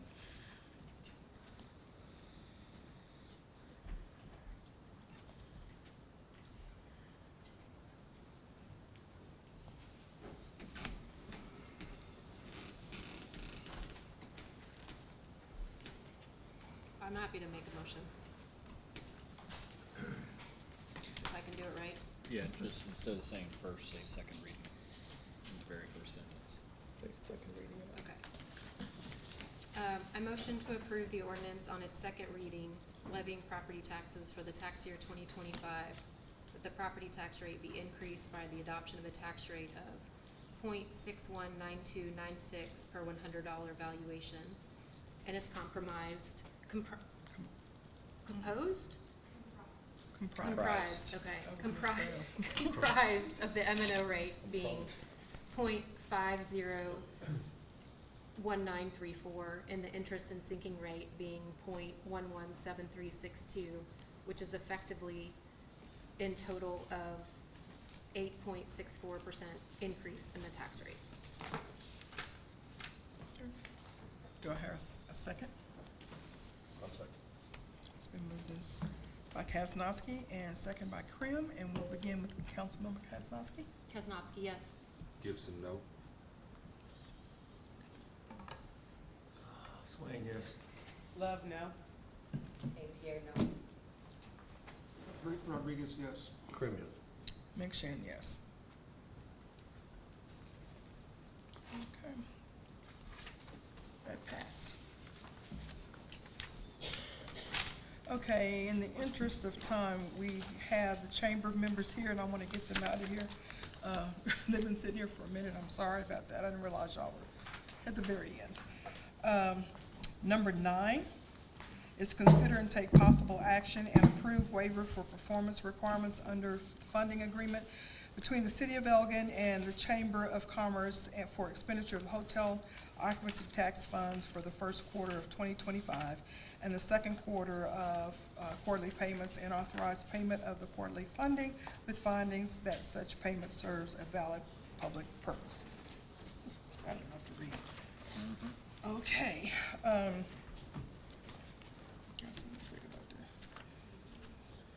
Yes, no. No. Oh, goodness. Do you want this? Well, thank you.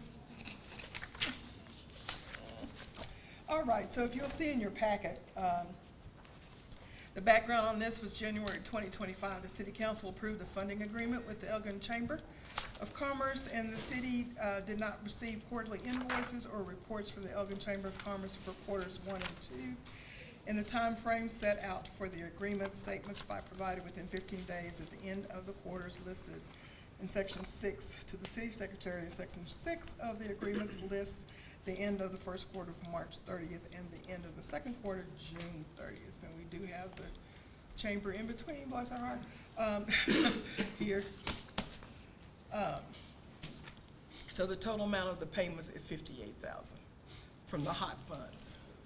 Well, the first 2 quarters is what we're actually looking at right now, I believe. Yes, okay. Oh, So, half of the yes. 58, okay. And just real quick, I know that you all know, but I had resigned, someone else stepped in, so that first quarter I wasn't here. That second quarter when I came back in, I had just a few weeks to try to put a 3-day festival together, and I stepped back in not really knowing that I was gonna do that, or even realizing that reports weren't being done. And so luckily I had a great conversation about, okay, I'm gonna catch this up, then this up, then this up. And so we did get everything caught up, but I take full accountability that the chamber did not do what they needed to do at that time. And I can't exactly speak for who is no longer here, but I can say we did get caught up. We do have a game plan for the next president, because we did just hire someone, and so I will, yes, I will not be in this position for much longer, but Peyton has been very helpful, Kaylee has been very helpful with trying to walk through, because it's very different reporting than anything we've done before. And so, just accountability-wise, absolutely, we did not do what we were supposed to, and I really apologize about that, and I know that y'all are very aware transition can get in the way of things sometimes, but we are caught up, and we do have a game plan for this next president to come in to make sure that we do take care of what we need to. But I will also say this funding really matters to us. We are not a big chamber. We very much, right now, I think we can all agree we would love to get to a point that the chamber can be on its own financially. But right now, as we're serving as the visitor center, and we do multiple big events throughout the year to promote tourism and promotion, we would hope that y'all will please work with us and release those funds so that we can keep going as we are and set the next president up for success. So when did you leave the first time? I left the very end of February, and then I came back in like 4 weeks before the festival, yeah. And these were supposed to be done in quarter weeks, so the first one would have been due when? So it should have been turned in by April 15th. So the other president was in at that time. And then this next one was supposed to be due when? That would have been July 15th. But I was trying to catch up everything else that had not been done in that time. There was that much stuff that wasn't done from May 16th to the end of July that you weren't able to fit this in? I also have my own business, so I stepped in I'm trying to do 2 jobs at one time. So yes, nothing had been touched in any finances while I was gone for 3 months, not one thing.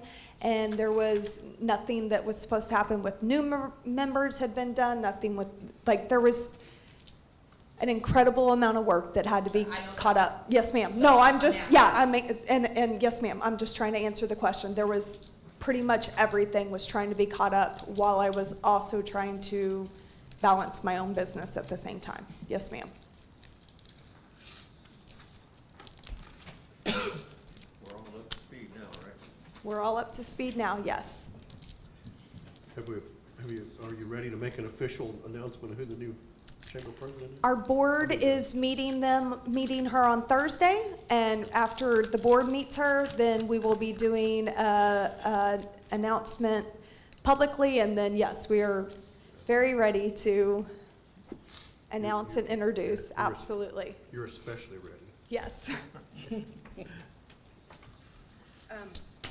So I think, and this is not personal, I think I see this as a contract with the chamber that you guys run the visitor center. And I think with those hot funds, we could also enter in an agreement with somebody else to do that, but we've done that with the chamber. So what I hear is that we don't know if any of the visitor center scope was done, right? And yet you're still requesting that the funds be paid. Oh, it was done. My business shares an office with them, and so I've actually even compensated, like if they couldn't be there, hey, I can have it open.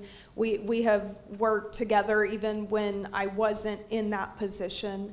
I can't say 100%, no ma'am, I'm not gonna sit here and try to pretend like that, but I can very confidently say that for sure the mass majority of it has been done. And we have been open, and we have been passing out tons of information, and we have, since moving into this location, it has been a very big difference on the exposure that the visitor center has, because the other location obviously just wasn't as visible. And so I do know that we have been running it, it has been open, it has been We have, whether even, like I said, even if it's me through my office, just making sure the building's open and I know all the same answers, we have very much been making sure that that has been taken care of.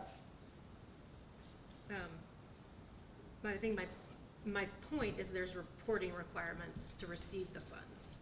And I don't know, and city staff or Bo, feel free to update me. I don't know of Hey. another contract we have. Can you just give a quick update of, have we received everything up to date or pretty close to? I know you were working with the chamber on that. So Veronica has got everything to me that was due up until this point, except for the Form 990. We had that due June 30th, I believe. They don't file until October, so she can't turn that in on time. But other than that, we have an audited reports. I believe that's audited. I think what Councilmember Joy was stating, is, I agree, it is a contract, and what other entity or business can we do a contract like that when they're not following their guidelines that is set within that contract and still provide the same funds out? Correct? Yeah, I mean, I think, you know, we just had a pretty robust conversation about our finances. And so half of 58,000 is $29,000 that we would be distributing based on a contract, us essentially saying you don't need to worry about the kind of requirements of the contract. I think we're not, I don't think we're trying to ask that we don't need to worry about it. I think we very much understand that we need to and it needs to be done. I think we're asking that to please give a little grace in the fact that we went through a transition that did not work like anyone hoped or wanted. And I didn't just know stepping back in what was done and what doesn't, and what wasn't done. So it took me a little bit, and obviously my first priority was trying to get through Western Days. That was all that was on my mind at that moment. And then it wasn't until after that that I started really looking and going, well, this hadn't been done, this hadn't been done, this hadn't been done, and trying to play catch up. And so I think that what we are asking is, we are very aware that you all did not get what you deserve to get, and we are being accountable and being honest about that. We have a game plan. We want to make sure that we're taking care of y'all and working with y'all, because that relationship is really important to the chamber. But also being honest and saying, we do need the money, and I know that circumstances put us in a bad situation, but we want to make it right. We have a game plan. We now fully understand, because it is very different reporting. We now fully understand exactly what we need to get and what that is. And I think we're just asking, not that we shouldn't owe it to y'all, that we be given a little grace for the circumstances and move forward the way that we should. How long realistically before you're able to provide this information? We've Yeah, gotten I've this already up to given 990. it all. Yes, ma'am. We haven't seen it. That's what I'm saying. Yeah. like- Right, and I mean, I think that's also Right. because part of if I my can see struggle this is within a week, and- you know, I know this is a new contract, you know, and again, to me, we're compensating based on the contract when we haven't seen any of the numbers. And I would say, how about the next reports come in, and assuming they're done and on time, then we release the funds for the contract. So are y'all saying that we need to be sending y'all the information? I don't know. I'm not exactly sure. Yeah, we got some confusion going on. Can we go down the list of exactly what is due and what is still outstanding? So, those who have the contract in front of them, essentially, there's section 2, which says things that they're supposed to do, and then there's section 3, which is very regimented of thou shalt provide this documentation. I believe what is being asked, and I'll have Peyton clarify on what's been submitted, is the way it's written is a waiver of we didn't do anything. I think what is being asked is, we feel like we've met the obligations of section 3 with the exception it has not been turned in timely, and y'all's payments are based on timely performance per quarter, is the way that it's laid out. That's why you do quarterly payments. I believe what she's saying, and Peyton will confirm with me when she goes down the list, is they've complied with section 3, which will prove that they've essentially done their obligations of section 2, with the exception of that floating period, plus or minus, if I'm understanding correctly. But the waiver is not so much that they're saying we didn't do something. I think it's more of they know they're late and they did not provide it timely, and thus the city has the ability to withhold the funds because it was not done at the timeliness of the quarterly. And that was one of the bigger differences, if you recall, when the new contract was renegotiated, is we put those in this contract because we had some issues with the previous, to say a quarterly basis you will provide all of this information. Otherwise, we're paying you out 4 different quarters worth, essentially.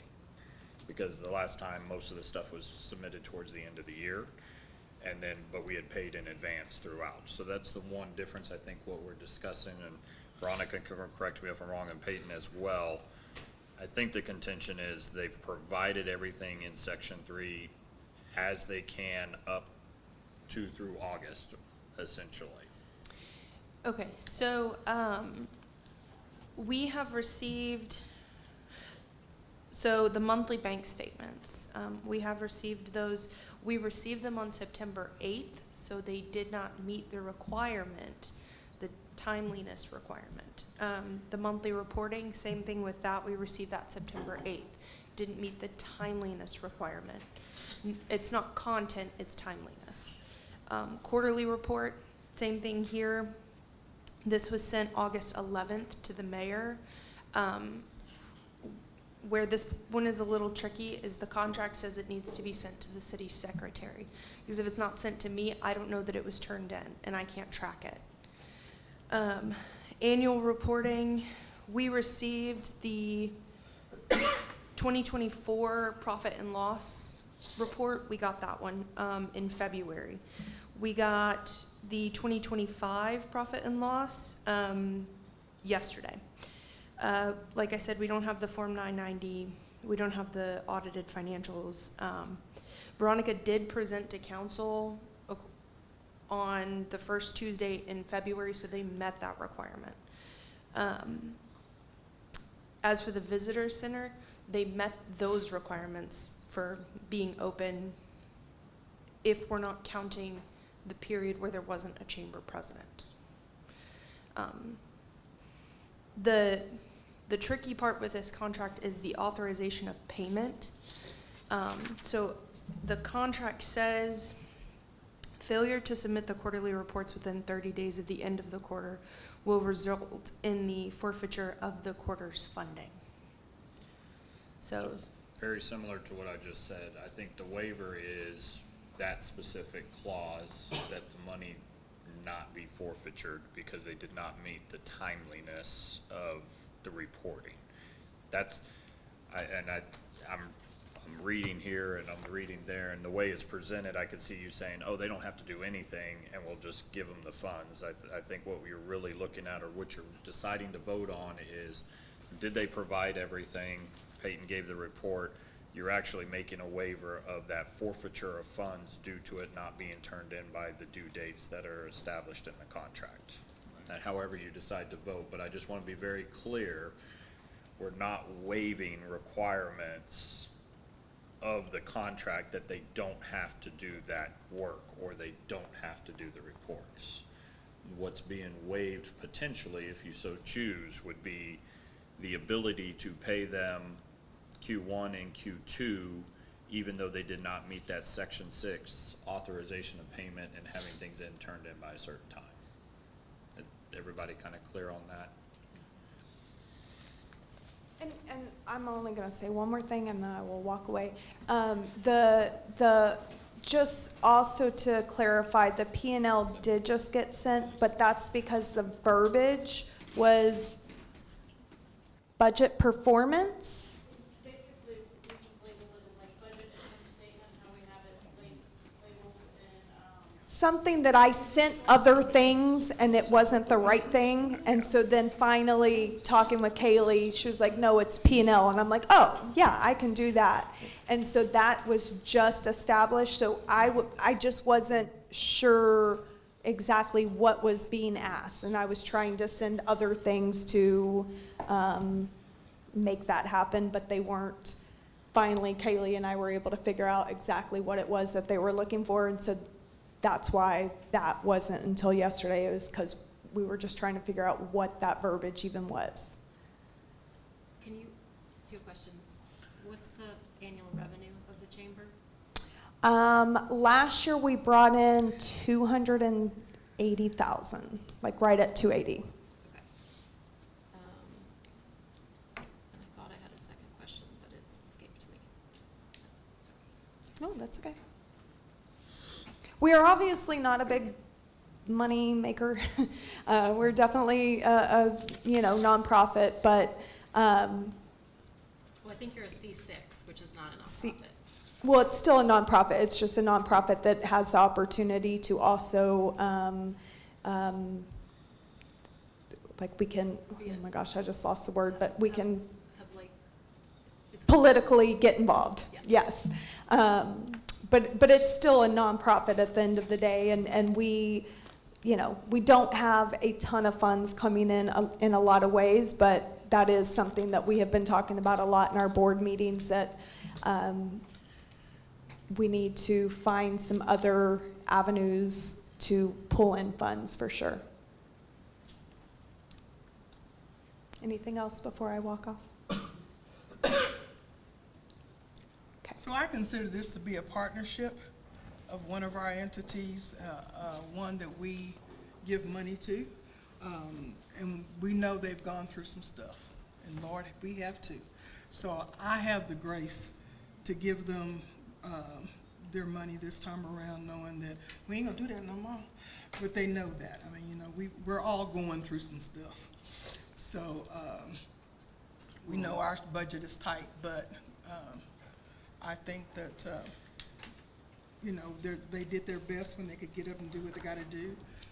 Gratefully that Veronica came back. She didn't have to, and we sure wouldn't have gotten it, because nobody wouldn't have known what to do. So that's just my opinion that I think. Well, if I may add, Mayor, I agree with you. I also think about the stability that the chamber provides to the city, to the economy in the city, to the businesses in the city. And I'm somewhat aware of the troubles that they've had recently with, we'll just call them troubles. And so I'm prepared to give a little grace as well. Yeah, I think they represent such a vital part of our economy here, local economy, and remember that, it's not just one or two faces, it's that, our entire business community is represented by the chamber. And I don't think there's a more vital portion of our community than that, for our benefit, anyway. Let's cut to the chase. I'll make a motion, we leave it. So can I just make a recommendation on that, based on what we were discussing? What I hopeful, some of the concerns is the way it's written. It says approve waiver of performance requirements. I'd like you to switch that out and basically say the authorization of payment requirements, which basically they're still responsible for getting in the reports up to date and making sure that they do that, because I think that's an important information for you guys to have. And that would simply allow you to make the payments that they technically forfeited because they didn't meet the timing. If you word it this way, it could be like they don't have to fill in all the paperwork, and if there's anything outstanding that they got to get to Peyton, that they wouldn't have to necessarily do. If that, just as a recommendation. Okay, we're gonna change it. Recommend that we make the first 2 quarterly payments, knowing that we have all of the information that is required to waive the late fee portion. I'll second. Okay, we have motion by Swain and second by Rodriguez. And we'll begin with Councilmember Swain. Swain, yes. Love, no, and my no is because of contract, and we wouldn't do that with anyone else. It has nothing to do with the chamber. I want to state that, but it's due to the contract, and we wouldn't do it with anyone else. Same here, no, and I want to state pretty much the same thing. We wouldn't do something like this for anybody else, so, no. Rodriguez, yes. Krim, yes. McShane, yes. Kaznowski, no. Gibson, yes.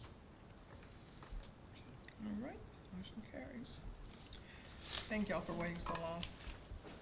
And let's go back up to, 4, did we do 3? number 4. Number 4, we did 3. I'm gonna mark it off, Oh, no, you're right, we did not do 3. okay. Yes, Pam, I would see Pam walking up there, so you're right. I was like, I didn't mark it off. Okay, so number 3 is an ordinance to update the comprehensive schedule of fees and charges necessary to generate funding for general and specific operations required to satisfy service needs of the city, and provide for a savings clause, repeal conflicting ordinances or resolutions, and provide that ordinance shall become effective. So in your green binder, we presented 2 versions of the fee schedule. One redlined, one cleaned. The clean version that's attached to your executive summary has a couple of other changes. We noticed that utility billing was actually missing from the original one. So that's been added back in. Their rates have not changed. And the other change that we made was the credit card going from $3 per transaction to 3%. We are currently working with Global Payments and Tyler Technologies on reducing our, I want to get this right, carrier fees. Is that right? What the credit card companies charge, merchant fees. Because there are so many different types of credit cards, each one comes with their own fee, and we've got those down pretty significant.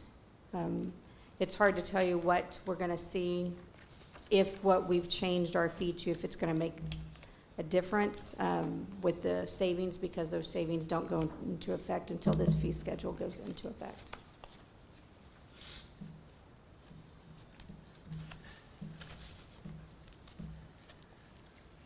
We're still planning on doing a service study. We don't For have money utility for it. rates, that has nothing to do with this, but yes. We don't have money for it, Jeff. It is something that when we get through all of this, we'll talk about. And to clarify, Pam, when we were talking about the budget on the credit card fee, the city was running a deficit.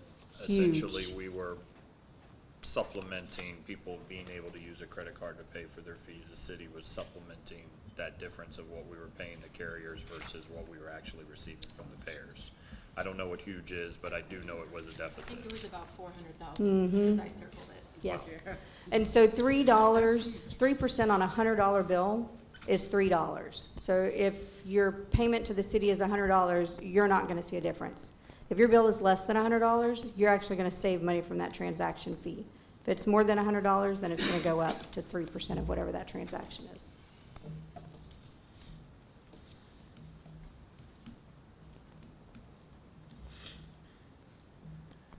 I'll make a motion I'll second.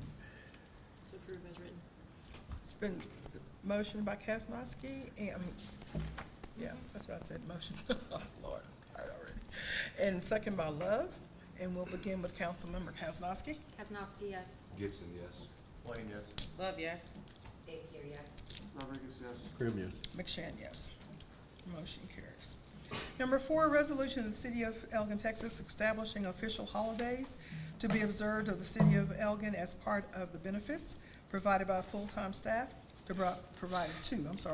full-time staff, providing that city offices and buildings shall be closed in observance of such holidays, establishing rules for holidays falling on weekends, providing for related matters. So for the last few years, we've brought you a holiday schedule every single year. The holidays don't really change. So the way this is written is that you will approve the holidays as they are. We have a personnel policy that actually indicates if the holiday falls on a Saturday, it's observed on a Friday, the holiday falls on a Sunday, it's observed on Monday. So coming to you every single year with dates, this will already establish that. I make a motion that we approve that resolution establishing the holidays for the city. And I'll second. Okay, it's been moved by Krim and second by Gibson. We'll begin with Councilmember Krim. Krim, yes. McShane, yes? Kaznowski, yes. Gibson, yes. Twain, yes. Love, yes. Thank you, yes. Rodriguez, yes. Woo-hoo. Why did I put my mouth now? I'm sitting here talking again. Oh, my God. I know I didn't do that. Number 5. I knew better than that. Pam, where you going?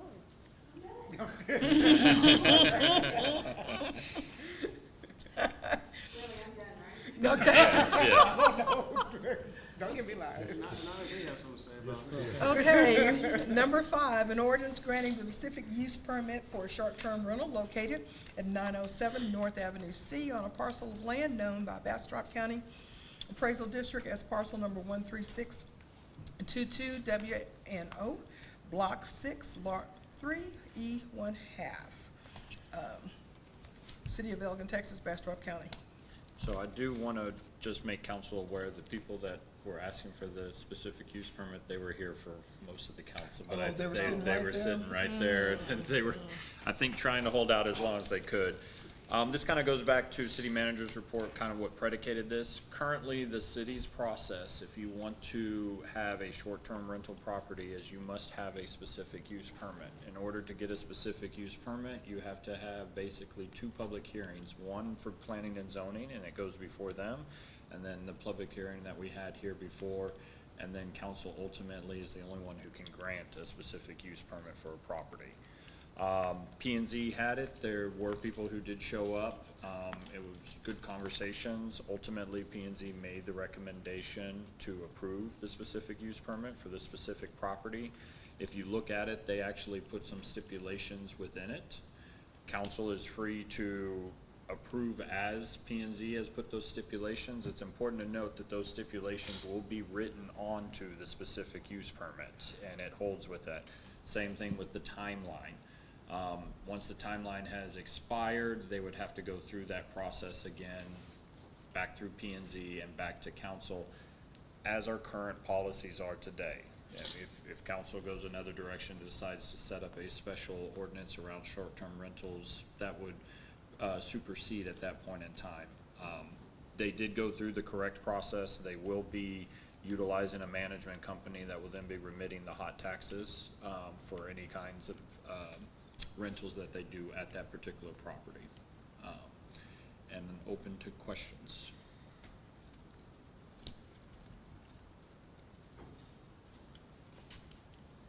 I'm just trying to figure out where that's at, 907.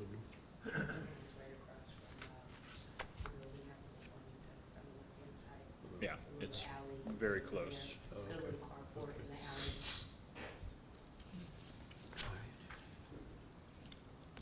Okay, we're open for motion. I'll make a motion to approve it. I'll second. It's been moved by Council Deputy Mayor Pro Tem Love and second by Councilmember St. Pierre. And we'll begin with Council. It's me. Love, yes. Here, yes. Rodriguez, yes. Krim, yes. McShane, yes. Kaznowski, yes. Gibson, yes. Twain, yes. Okay, motion carries.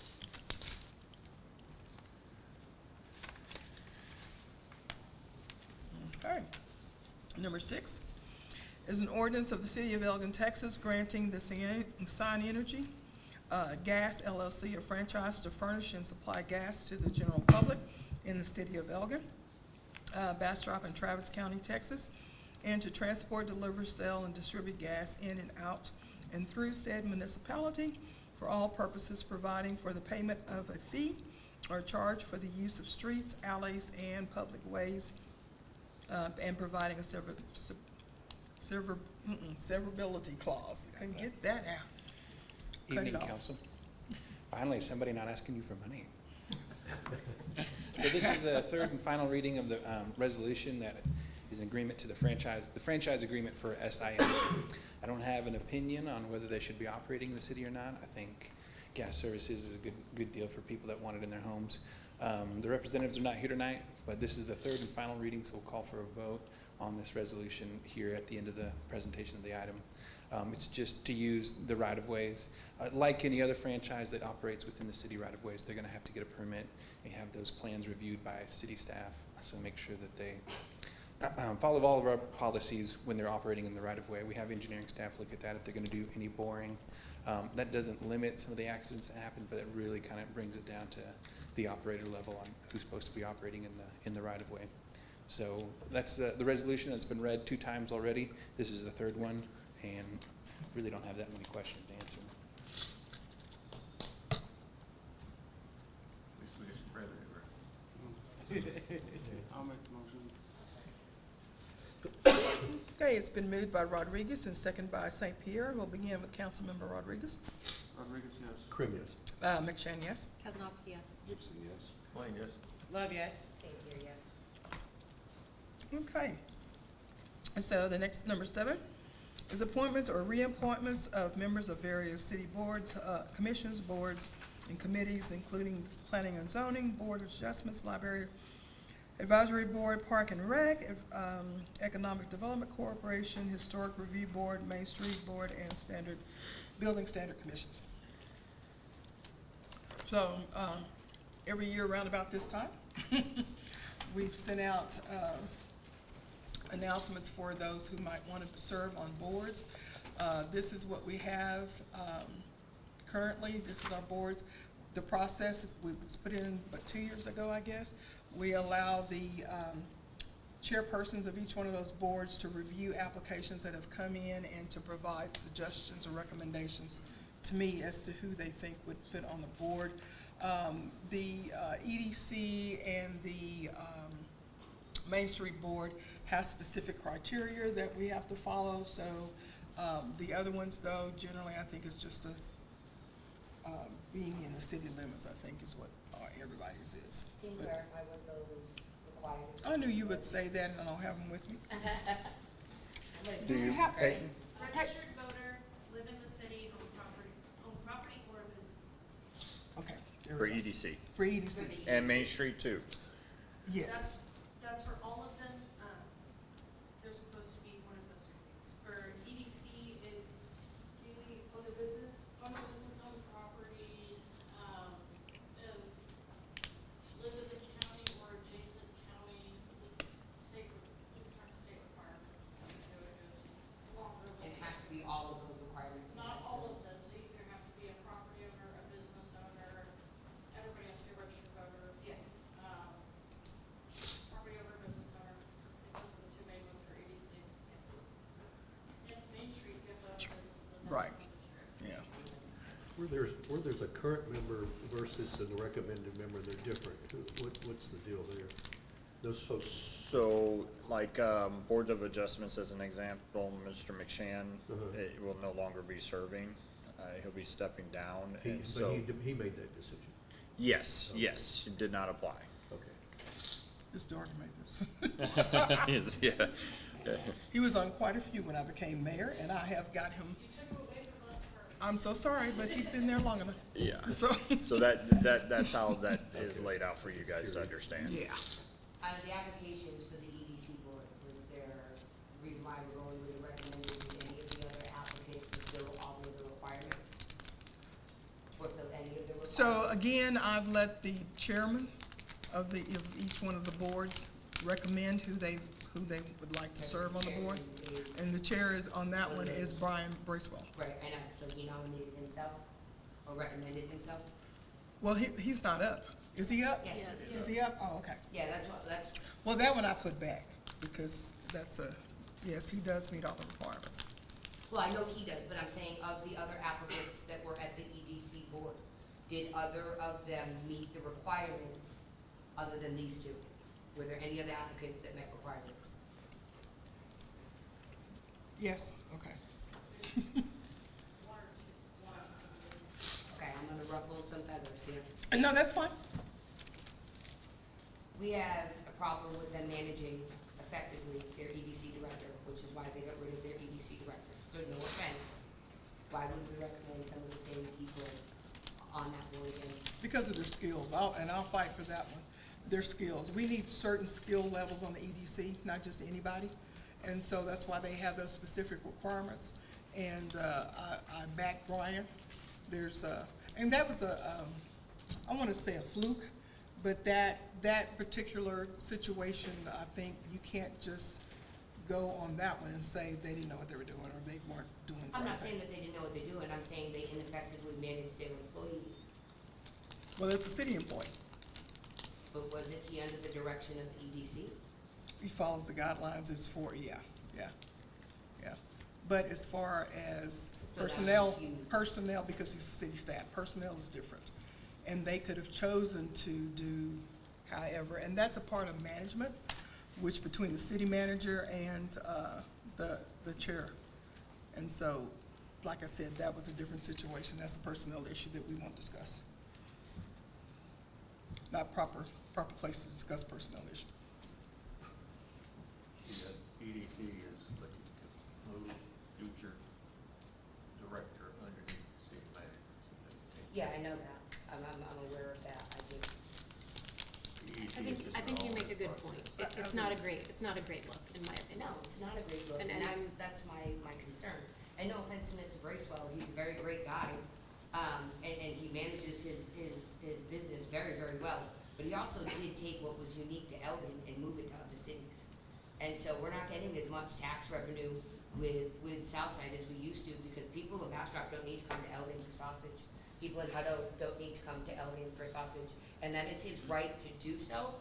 As a business owner, I don't stop that, but he did take something that was uniquely ours and give it away to other communities, which are costing us tax revenue with bringing people here. It's costing us people not coming to Hawkeye or whatever the case is, because they used to come because they wanted the sausage and they would come and chill and spend some money at that too. They don't have to do that anymore.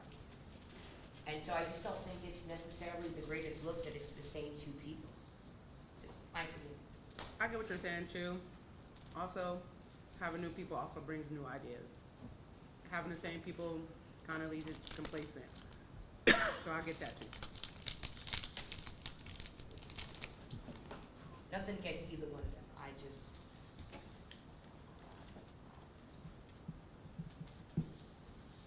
It's the same old, how do we ever get better?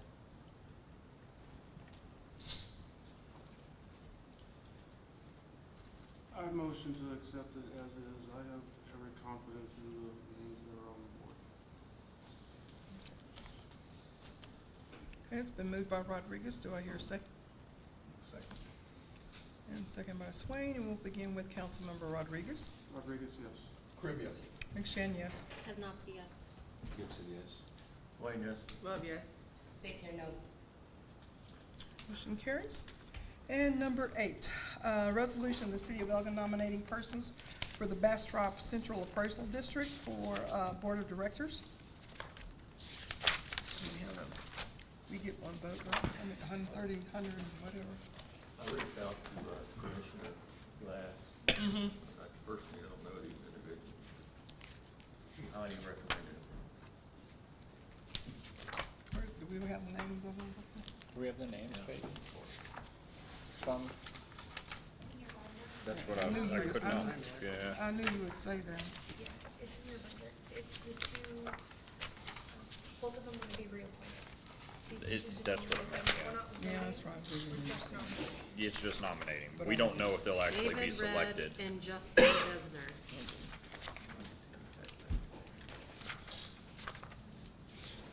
And then we get.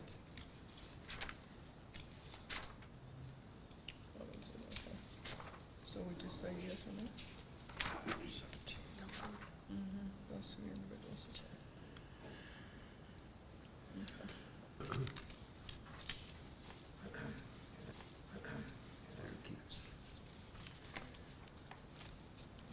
Never mind, you gotta read all of that before we adjourn. Oh, you tried. All righty, it is 8:41, and we are going into executive session. Section 551074, Personnel Matters, deliberation regarding the process of hiring a new city manager, including discussion of candidate qualifications, recruitment and selection methods, and consideration of interim management arrangements pending the appointment of a new city manager. And number two, section 551.071, consultation with attorney, consultation with the city attorney regarding legal issues related to the city manager recruitment process and the use of interim appointments. It is 8:41, and we should be able to go over there, right?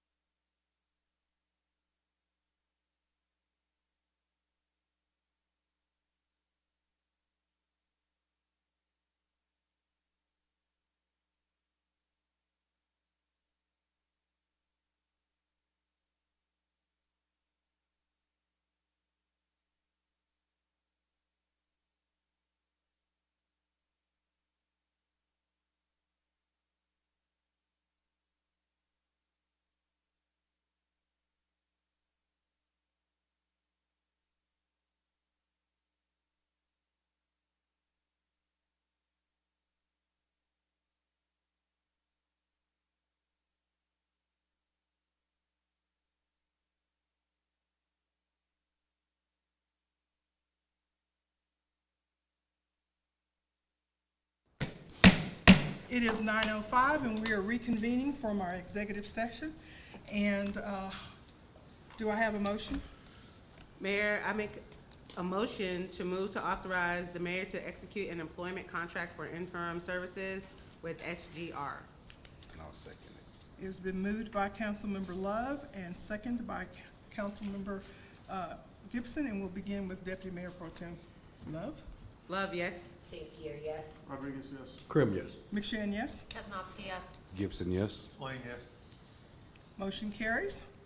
And I'd like to make a motion to appoint Robert Eads as interim city manager for the city of Elgin per contractual agreement. I'll second. It's been moved by Councilmember St. Pierre and seconded by Deputy Mayor Pro Tem Love, and we'll begin with Councilmember St. Pierre. St. Pierre, yes. Rodriguez, yes. Krim, yes. McShane, yes. Kaznowski, yes. Gibson, yes. Swain, yes. Love, yes. Motion carries. Any other announcements?